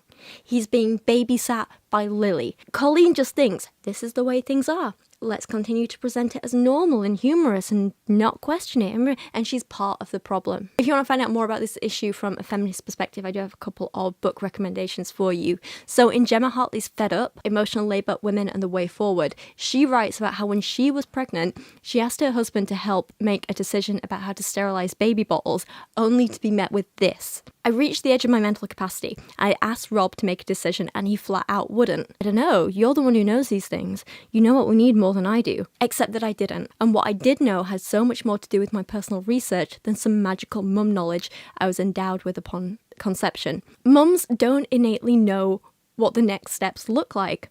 From what to put on the baby register, to how to diagnose common infant illnesses, to what questions we should ask our doctors. But we learn. We put in the hard work, the time, the research, even when we don't find these things necessarily compelling or interesting, because if we don't do it, who will? And this is exactly the problem with both society in general and the Lily and Raoul relationship here. Why should Lily know what the kid eats, but the dad doesn't? It's his kid too. Why is he not put in the work when she's had to? Gemma goes on to say, and I've got quite a few bits to read for you here, but it's interesting stuff. She says that when she was pregnant, every decision I now made affected another person. The pressure to get it right was unlike anything I'd ever experienced before, and it was especially intense because even though it took two of us to make this baby, it was my responsibility to know what to do. And obviously, while you guys know I've not been pregnant myself and I never will be, this is a story I've heard repeatedly over and over and over again from friends and family who've been pregnant. It's always the woman who has to take responsibility to do these things, to be the one learning and pushing forward, because if she doesn't, who will? Gemma goes on to say pregnancy was physically exhausting, but perhaps even more mentally and emotionally draining. Rob was there for support when I asked him to be, but the details, anticipating the needs of a child not yet born, were mine to worry about. I was the one tasked with carrying around this encyclopedia of new information in my head, hoping that pregnancy brain wouldn't make me forget any of it. Rob could have read the pregnancy books. He could have looked up the articles on what to get for the baby, or how to prep and freeze homemade purees, or how to make DIY padsicles? Padsicle. Oh, bless her. For my recovery period. Pregnancy's horrifying. People who go through being pregnant, they're heroes. I could never. Ugh. But it never even crossed his mind. He didn't need to educate himself on these things. I had educated myself for the both of us. Fathers-to-be don't take on the same emotional labour responsibilities very often, and we accept this as normal. We allow this line to be drawn between us. Helper on one side, responsible party on the other, even before the baby's born. We're responsible for the knowledge, the worry work, and the untransferable growing of a tiny human. And we're told to enjoy it. And like I say, this is what Colleen perpetuates not only in this book, but all her books. Look back at things like Verity, right? The mother in that, Verity herself, was demonized for not coping well postpartum, even though she was the only one having to deal with all the stresses and the knowledge and do everything herself. Gemma goes on to say, Rob was asking me what to do, asking for delegation because I was supposed to know what to do. Despite not knowing the answer, it's clear that I would need to figure it out and fast. I needed to know for both of us, and so a much deeper dive into our domestic dynamic began. I became the person who knew what needed to be done. Rob became the person I informed. This isn't to say he didn't do his part in parenting. He did. He changed diapers when I told him to. He learned the ropes when I showed him. And this is what we're seeing with Ryle here, where he doesn't even know the basics of what the baby can and can't eat. Because our social expectations for fathers are lower, they often get a pass when it comes to knowing all the idiosyncrasies involved in caring for their own children. They expect their partners to remember everything for them because they always have. They aren't accounting for the extra work that this emotional labour adds to our plates. They don't even see it. They see their help as enough because fatherhood isn't considered their job in the way motherhood is considered ours. And again, that's what we're seeing in this book. Lily's here trying to run her own business, navigate now having a dating life, trying to make herself clean and presentable for her job. All the while, she is having to babysit the father of her child, babysitting his child because he doesn't know how to just parent. And again, this isn't it's early days, he's still learning. It's been 11 months. If she's had time to learn, he's had time to learn. There's other books that cover this though. So there's the book All the Rage, in which Darcy Lockhart also calls out this problem, and she calls it being the default parent, and how that role is almost always put on women. And I could rant about this forever. If you want to find out more about those books, I will leave links and names to them in the video description below. These outdated gender roles are ridiculous and unhelpful, and it's also offensive to single parents who do manage to do all this stuff alone, you know? She goes on to say that we shouldn't support the redefinition of marriage just because it's the popular thing to do. Exactly, we should support it because it's the right thing to do. Allie then writes a section of this chapter titled Gay New World. And for those of you who don't know, Aladdin is my favourite Disney film ever, so if any of you want to record a version of A Whole New World, but with the lyrics Gay New World, I can promise I will listen to it on repeat for the next year. Please do that. Basically, this section, chapter, whatever you want to call it, is about how a lot of insurance policies regarding things like IVF and surrogacy don't accommodate for gay couples, and these couples want to change that to be more inclusive, which I think is an absolutely fair thing to want, right? Again, it comes down to the equality thing. If you're paying the same money for insurance, you deserve to have equitable care, right? Makes sense. But no, not according to Allie. Allie disagrees and says that gay couples shouldn't be allowed to have kids because Shane Dawson exists. I wish I was joking, but that's actually her argument. Shane Dawson, just because he's a gay man, is not representative of all gay men. He's not representative of any group he's part of. Or by Allie's logic, should we say, he's a man and he's done some crappy stuff, therefore no men should be allowed to be parents. Shane is also a YouTuber, and therefore no one who's ever posted a video on YouTube should be allowed to be a parent. That includes you, Allie. It makes no sense. Allie then goes on to say that if parents have to pay any money to have kids, in the sense of paying for IVF, surrogacy, etc., then they are treating a child as nothing more than a transaction. But apparently this rule doesn't count when the American healthcare system charges women tens of thousands of dollars to just be able to give birth. Paying for that transaction is fine. Paying to help you get pregnant is not, apparently. If it's something Allie paid, it's okay. If she didn't pay for it, it's not okay. They're the rules that we all have to live by. She says, and if you're wondering, yes, I am opposed to these reproductive technologies, even for male-female couples, and it's not because I don't feel deeply for people who face obstacles in fulfilling their desire to become parents. Surrogacy and egg/sperm selling always intentionally wound a child by separating them from their biological parent or the woman who carried them. While I'm opposed to practices like egg and sperm donation, IVF and surrogacy in any circumstance, the context in which these technologies are used does matter. Remember, marriage as an institution exists for the procreation and raising of children. For a heterosexual couple, infertility is circumstantial, but they have the type of love that could produce children. On the other hand, infertility in homosexual couples exists, as Alan Keyes would say, in principle, by the very nature of the relationship. That means interventions like IVF and surrogacy are often a last resort for a man and woman trying to have a baby, but they are necessarily a first choice for same-sex couples who want a baby. A lot of words there to say, I'm a massive hypocrite. Basically, she's saying she will make some exceptions for heterosexual couples if she has to, but she cannot allow herself to make the same exceptions for gay couples simply because she hates gay people. That's all there is to it. She is a hypocrite. She says, put another way, opposite-sex couples most often turn to these fertility treatments in desperation for the children their union could, in principle, naturally create, but same-sex couples use these interventions to have children their relationships would never otherwise be able to produce. And I don't see anything wrong with that. All of it is couples who want kids being able to have kids. That's a good thing. Wanted children and pregnancies are a good thing. It's like she wants everyone to be miserable. If you want to have kids, you shouldn't be able to. But if you don't want them, you should be forced to carry a pregnancy you don't want. She's basically not going to be happy until everyone is miserable and not doing what they want with their life. But enough about children, let's skip forward, because thankfully not everyone wants kids. I don't want kids. She then tells the story of a couple of former lesbians and former gays, her words. We've sadly all seen how miserable people who lie to themselves about their sexuality are. Just look at Jackie Hill Perry in her book Gay Girl, Good God, which I reviewed a few years back now.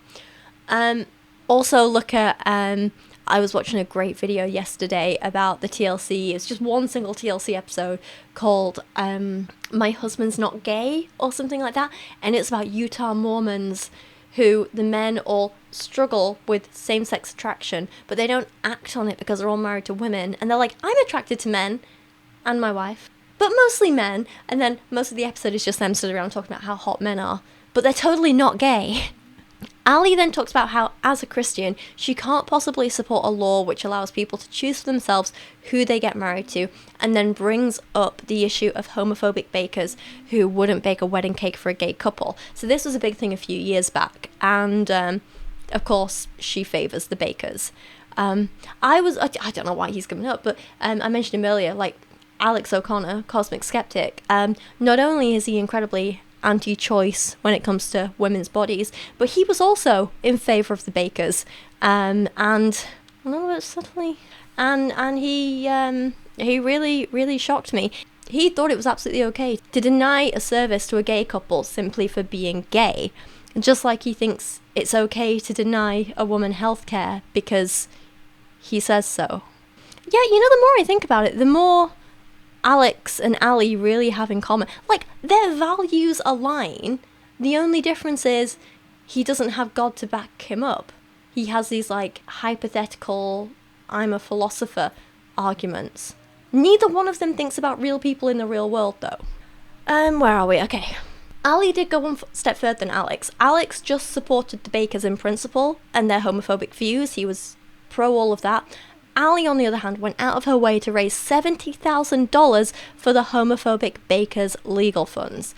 Does anyone else think this is madness? She claims so much that she cares about the welfare of kids and, oh no, we do so much for them. But when was the last time she donated anywhere near that much to, let's say, a food bank or a struggling school or some kids' extracurricular stuff, or even just something to help out, like new mothers, or I don't know, yeah, she doesn't do it. I googled this actually, and I was like, Allie Beth Stuckey raising money, blah blah blah. I tried to look up things. No, the only thing she's ever raised money for are like these homophobic bakers, and her raising money to, and I quote, speak against leftist propaganda, nothing to actually help people who are struggling. She does admit, though, that she didn't just help fund his legal fees out of selflessness. It was long-term self-preservation on her part. She says, that's what we call sharing arrows.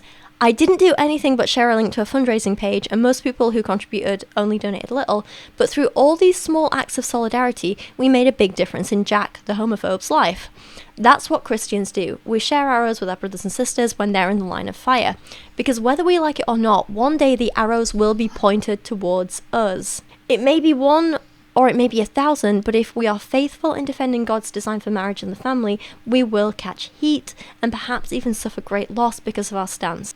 It may be painful, but it should also be expected. So she's like, don't worry, I'm just doing this so people help me out when it happens to me. Chapter 4 is titled Life for No Human is Illegal. I'm getting so exhausted by all the hate in this book that I don't know how much detail I can cover this in, but look, here's the gist of it, right? Allie hates immigrants. She doesn't want to help anyone less fortunate than her. She thinks people are bad, especially if they aren't straight, white, cis, and American like her. And did I mention she hates immigrants? Both legal and illegal, don't worry. Allie opens this chapter with, again, a horrifying story of a woman who is violently separated from her sick children and deported. Allie says this might sound sad, but it's not, because apparently being an illegal immigrant means you don't get basic human decency and deserve to suffer in her eyes. Allie acknowledges, though, that hearing the stories of these poor people suffering will make us feel bad for them, but we shouldn't. Her solution is for people to stop sharing these stories so that we can be cold and pretend they aren't happening, and just keep feeling okay about separating families, 1 second baby, and sending people back to war-torn countries, poverty, or dangerous situations.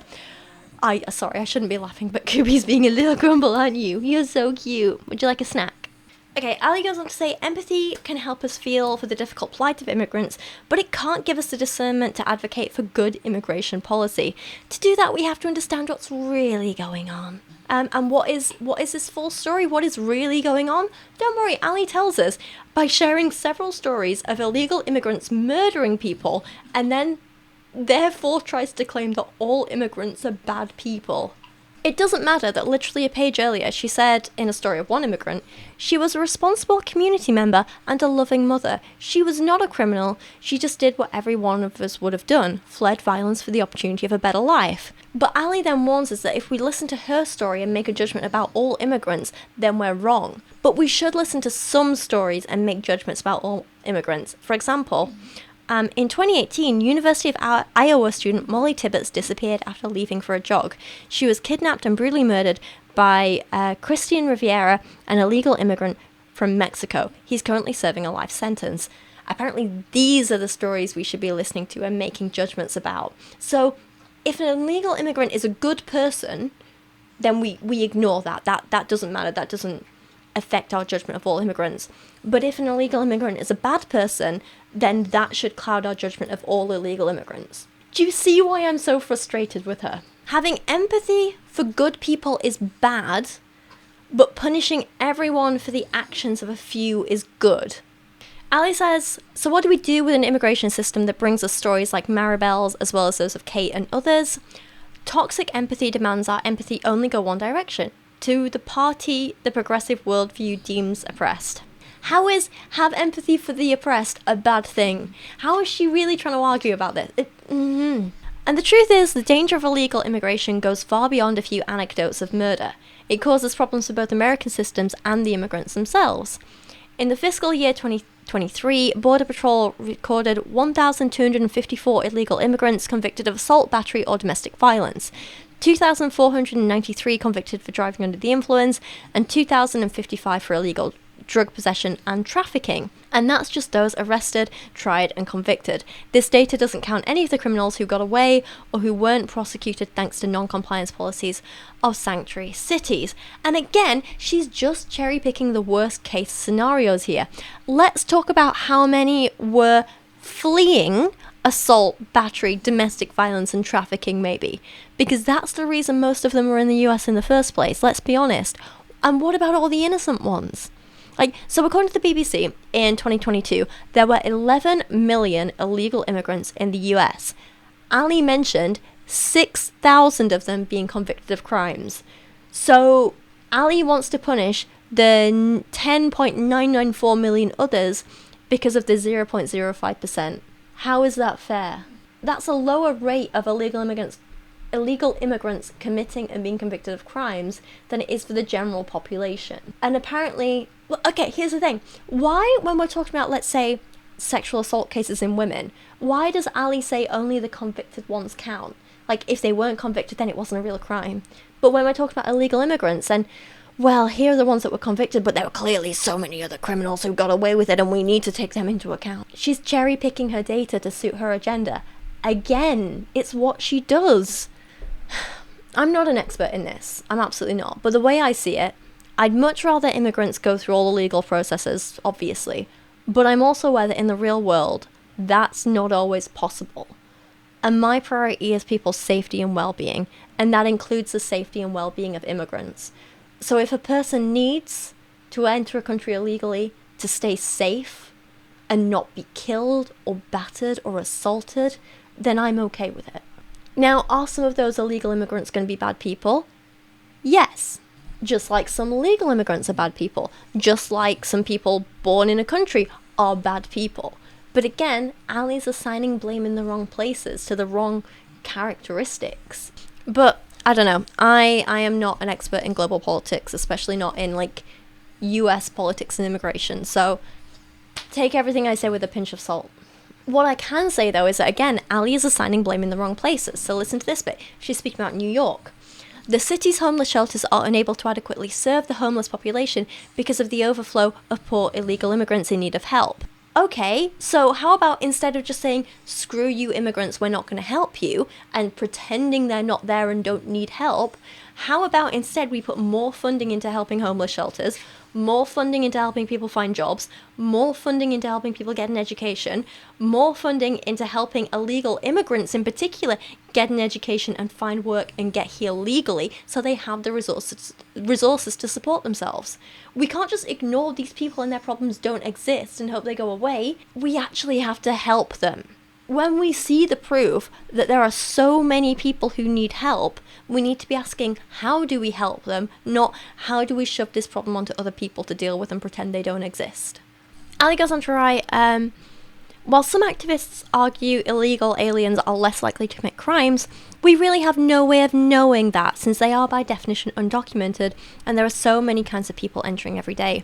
The important point is this: every incident of theft, assault, rape, manslaughter, and murder committed by an illegal immigrant equals an innocent victim who could have been protected by enforcement of stringent immigration laws. So we can't possibly know. We can't possibly know until Allie wants to twist it to back up her point in another way. And then she'll be like, well, we can't possibly know, but we totally know. And again, in regards to her last comment here, I'm not sure I agree, because it's getting very close to the whole, like, well, X amount of group commit more crime than Y group, therefore we should get rid of X group, which is very close to what certain genocidal dictators have said over the years. Just saying. There are bad actors in every group, but you can't blame the entire group as a whole for the actions of a few. Why don't we actually look at it another way, ways that Allie would never consider? Like, well, if illegal immigrants had an easier way of entering the country legally, then they wouldn't be here illegally. They wouldn't have to resort to that. If certain asylum seekers weren't treated badly in the country they came from, then they wouldn't need to seek asylum. If there were more resources for illegal immigrants to get help and live by themselves, and maybe they wouldn't have to resort to committing crimes. What about the people who would have become victims of crimes themselves if they hadn't travelled to another country? Why doesn't Allie ever think of any of that? There's so many more factors at play here than just boiling it down to, well, if they weren't here, they wouldn't have committed the crimes. It's an oversimplification that's plain wrong and just unhelpful. Like I say, this is far more complicated than I can explain or understand in any detail, but Allie's version of it is just racist and prejudiced and heartless and short-sighted. She then goes on to talk about how she's okay with legal immigrants in theory, but not too many of them, because then America will stop being America and become too much like those other places, as though cultural diversity isn't a good thing and America wasn't literally built on immigrants. But no, instead she seems to say that if we let, well, she doesn't seem to say, she just says, if we let too many immigrants into the country, then then it'll just end up with a bunch of men going around raping white women. America is exceedingly welcoming of immigrants, but we also retain the right to decide which immigrants come to our country. For better or worse, immigrants, especially in large numbers, change a country. While America accepts vastly more immigrants in total numbers than other nations, countries like Germany, Austria, and Sweden now have larger numbers of immigrants as a share of their population. The cultural conflicts between immigrants and their European hosts are now playing out in the public square. For example, in the German city of Cologne on New Year's Eve 2015, roughly 2,000 Arab and North African men sexually assaulted 1,200 German women in the streets. The vast majority of criminals were generously let into Germany as asylum seekers. Blah blah blah, immigrants cause rape, bombings, murder, terrorists, blah blah. Now I'm not saying that incidents like these aren't problems, they are, but Allie's framing of it all just makes it sound like she's saying all immigrants are rapist, murdering terrorists, and that is racist fear-mongering and just not true. I can't believe I even have to say that to imply all immigrants and asylum seekers are violent rapists and terrorists is completely absurd. But again, maybe she's just projecting because that's how her ancestors ended up in America in the first place. I don't know. She then spends several pages talking about how the Bible warns against foreigners, despite God commanding that you love them. Apparently you should love them, but just not like that, you know? Don't actually treat them as equal, just judge them from afar. She uses lines like, Scripture depicts wars both literally and metaphorically as a defense against disorder and evil. Okay, enough of this, let's speed through this last chapter. This last chapter is called Lie 5, Social Justice is Justice. Let's do this! Urgh. This chapter, just like the introduction to the book, is full of racism and blatant misunderstandings. Right off the bat, she says, every American institution, we're told, is infested with racism, transphobia, and sexism. The only empathetic solution is to destroy the system. And actually, yeah, a hell of a lot of American institutions and some UK ones and others around the world are rife with those problems on a systemic level, but no one wants to just destroy all systems completely. No one is saying we should have no police, no social care, no justice system, no healthcare, no economy. No one is saying that. What we are asking for is for these institutions and systems to be evaluated and explored and looked at closely for problems and biases, both conscious and unconscious, and prejudices and unfair practices to be identified and changed. It doesn't mean destroying a system completely, but it does mean, in a lot of cases, a really big overhaul. In some cases, there will be small changes. But it all needs to be looked at because these problems are like a rot that spreads throughout and affects everyone on some level, and that causes harm.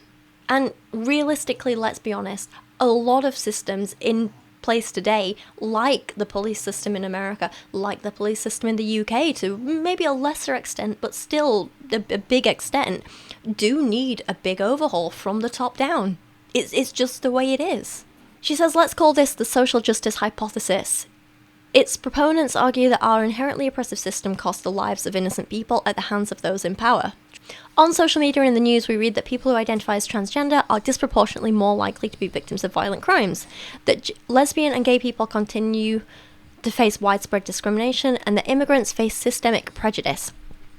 Everyone but the straight white males face some sort of oppression that must be rectified. Honestly, not that far off, except actually, even for those straight white males, a culture of toxic masculinity has made so many men hide and feel shame about their feelings and emotions, which has led to a hell of a lot of mental health problems in men. They're not immune to the poison in the system. Social justice isn't about these people are always the victims and these people are always evil. It's more about understanding oppression and opportunities and privilege and vulnerabilities and trying to figure out what's best for everyone. And you can't make improvements until you identify the problems in the first place. One of Allie's big problems, especially in regards to racism, is that she seems to think when people talk about stopping racism, that means that everyone wants to actively shame white people and that white people should collectively feel guilt and we should all be ashamed of our race, which just isn't the case at all. No one wants that. Allie says, several popular books within evangelicalism, such as Be the Bridge, White Awake, and The Color of Compromise, promote the necessity of so-called racial reconciliation. There may be important perspectives to be gleaned in each of these books, but they all include assumptions of the social justice hypothesis, asserting that white people today bear collective guilt and responsibility for the racial injustices of the past. Understanding the plight and position of someone who has a different background than you, having empathy for them, is one thing and can be good. Forcing one group to bear responsibility for sins they did not themselves commit in the name of reconciliation is a form of toxic empathy bullying that is neither healthy nor good. And again, in my experience, this isn't what anyone wants. Instead, I think it's important for us all to be very aware of history, especially in the countries we live in, and we need to understand where a lot of today's inequalities stem from, and if any of those factors are still in play today, and sadly a lot of them are. Sadly, in a lot of countries like America and the UK, white people have been in the positions of power for so long, and they have oppressed others based on racial discrimination. This is just a fact. We cannot deny it. Now, this does not mean that every white person today is personally responsible for racism and every white person is racist, but it does mean we have to be aware that we may still be benefiting from a racist system, whether we know it or not, whether we like it or not. Take police violence as an example, right? So I have spoken many times about how lucky I am that when I've been in danger and I feared for my life, I have been able to call the police and know that they are almost definitely going to show up and help me. Not all people can say that, especially black people. The police do not take crimes committed against black people as seriously. Black people have harsher sentences and higher rates of wrongful conviction, and black people are more likely to be victims of police violence. Again, these are just facts. We cannot deny them. Now, does that mean that I am personally responsible for those things and a racist? No. But it does mean that there is racial inequality in that system that I am benefiting from in a way that other people are not, purely because of the color of my skin, and that is not okay. Now, the goal in speaking out about this and these inequalities and this systemic racism isn't to make white people feel bad about our privilege. It's not to be like, oh my god, I'm so ashamed that the police helped me. No, not at all. It's to educate us and make us all more willing to speak out about and attempt to disassemble the inequalities in the system, so that the safety I have from the police is no longer a privilege, but a right that every single person has. At the minute, my safety from the police is a privilege, but it shouldn't be. And that's not that I shouldn't have it, it's that other people should have it. It should be the norm, and right now it's not. I know that I don't personally feel guilty when I see racism because I'm not a part of it. I'm not actively causing it. I'm not actively upholding it. I am actively trying to fight against it, so I don't feel guilt. I just feel anger. I feel a sense of injustice that I want to fight. And when I see people like Allie talking about how when they see racism being called out, like they're like, oh, everyone just wants me to feel guilty. I'm like, do they? Because I don't feel like people want me to feel guilty. I feel like people just want me to be a part of dismantling racism and making the world a better place. I feel that anger and injustice. I don't feel guilt. And I feel like when people do say they feel guilt, I'm like, well, what are you doing to feel guilty about? Like, maybe that's a sign that you are part of the problem and that you do need to change. I say all this, Allie does not care. Allie just wants to focus on how this all affects her and her precious feelings. Allie is selfish. And Allie, if you're watching, you are not the victim in this, as much as you want to try and play it, okay? She has a section called The Myth of Systemic Racism, and the title alone is so ignorant that I want to pull my hair out. But she writes things like, the assumption in the tragic killing of Elijah McClain was that he was targeted for his race. As with George Floyd, online activists demand that when a black person dies in an interaction with the police, racism must be assumed. Yeah, because we've all seen the pattern. This is, we hear, the empathetic approach. We must listen and learn to and from those in the black community who say that the police are racist and that radical change is necessary. To argue with facts, figures, or counterpoints is maligned as arrogant and unkind. But the uncomfortable truth is, we just don't know. Let's look at some facts. It's true that black people are disproportionately represented in the justice system. They comprise about 14.4% of the general population. They make up nearly 40% of the prison population and 26% of all arrests in 2019. They're more likely than any other ethnicity to be involved in traffic stops and to be accused of reckless driving. They are also said to be more likely to be killed by the police than their white counterparts. So in summary, Allie's like, well, sure, here's this, that, and this, that, and this, that, and this, that all points to systemic racism, but how do we know it's systemic racism? The ignorance is off the charts. Oh, God.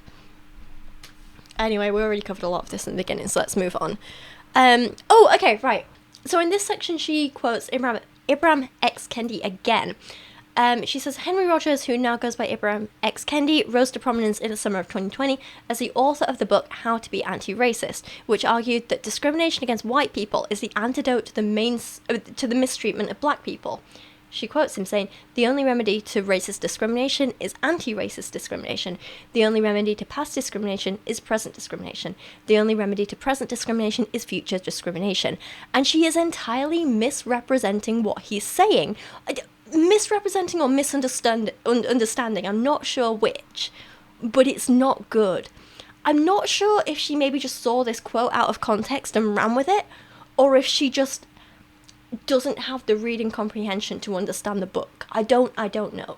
But let me just continue that line for you and read you the whole context, right? So, okay, I'll just read you some bits from the book. He says, the only remedy to racist discrimination is anti-racist discrimination. The only remedy to past discrimination is present discrimination. The only remedy to present discrimination is future discrimination. As President Lyndon B. Johnson said in 1965, you do not take a person who for years has been hobbled by chains and liberate him, bring him up to the starting line of a race, and then say, you are free to compete with all the others, and still justly believe that you have been completely fair. As U.S. Supreme Court Justice Harry Blackmun wrote in 1978, In order to get beyond racism, we must first take account of race. There is no other way. And in order to treat some persons equally, we must treat them differently. He started off this section in his book by pointing out how perhaps we need to reconsider the definition of the word discrimination in the first place. So, he says, if racial discrimination is defined as treating, considering, or making a distinction in favour or against an individual based on that person's race, then racial discrimination is not inherently racist. The defining question is whether the discrimination is creating equity or inequity. If discrimination is creating equity, then it is anti-racist. If discrimination is creating inequity, then it is racist. He goes on to say, an anti-racist idea is any idea that suggests the racial groups are equal in all their apparent differences, that there is nothing right or wrong with any racial group. Anti-racist ideas argue that racist policies are the cause of racial inequalities. Overall, sorry, I'm trying to cut this short because my voice is going a bit. Overall, the point was that racist discrimination has put certain groups of people of certain races at a disadvantage. And if we want to get them back up to speed, for lack of a better term, then we can't just take away racial discrimination, but we have to give them a leg up in order to get them to the same starting block, give them the same tools as everyone else. Some people need a bit more help to utilize the same opportunities as others, and that is what he terms anti-racist discrimination. Technically, you are treating a group of people differently based on their race, but that's in order to give them the same overall opportunities as other people because they've previously been held back for so long. Allie entirely misrepresents this, and instead of positive racial discrimination being we need to give these previously held back groups a leg up, she sees it as we need to discriminate against white people. And I've no idea where she gets that idea from. No one said that. No one even implied that. Again, I don't know if she's misrepresenting this whole thing because she wants to lie or because she lacks basic reading comprehension skills. I don't know. It's just, she's wrong. So wrong. And then, oh, careful, baby bear. Oh my gosh, hello. Come on up. Come on up. Oh, hello, Snugglebug. Oh, someone just called me to the table. And then, the book ends not long after that. There is a conclusion, but it's boring, it's repetitive, and this video is long enough, so we're going to skip over it for today. So, finally, to conclude before my voice gives out, this book is far worse than Allie's first book. This one is filled with lie after lie, misrepresentations, misinformation, misunderstanding, cruelty, heartlessness, and sometimes just plain ignorance. She is racist, homophobic, transphobic, misogynistic. She is harmful and hurtful and cruel in every way imaginable. I would not recommend you buy this book. I would not recommend you read this book. I would not recommend you support Allie or any of her work. I think you should stay as far away from her as possible. And that's my final conclusion, so there you go. If you would... Hi, baby. Oh, stealing the baby. Stealing the baby. If you'd like to check out any of my sources or any of the books I've recommended in this video, then there will be a big link in the video description. This baby says goodbye, don't you? Do you want to say hi to everyone? Hi and goodbye? Yes. Thank you, baby boo. Thank you. If you'd like to keep up to date with us, you can go follow us over on my Instagram account at Rachel Oates with a 0 instead of an O. You are such a cute baby. Are you happy? Yes, you happy. This one's ready for a WALK, aren't you? Yes, I know. We're gonna go out in a second. You've been so good. You've been so good. But for now, thank you for watching. If you like this video, please subscribe, leave a comment, share it around, leave a like, all that fun stuff. Hey, baby bear. Oh, and also, if you love Kubi, and you've noticed me stumbling over my words quite a lot in this and other videos, that's because words are hard. And I have a new merch design that you can check out with Kyra being a little derpy girl and her little words are hard face. You can get this on a t-shirt now. It's very cute. I love this design. I think it's very fun. Yeah, that will be linked in my video description as well. But for now, thank you for watching. I appreciate you all so much. I'm going to take the little beast on a walk before she grumbles too much at me. But thank you for your time. I appreciate you a lot. I'll see you again soon. Bye!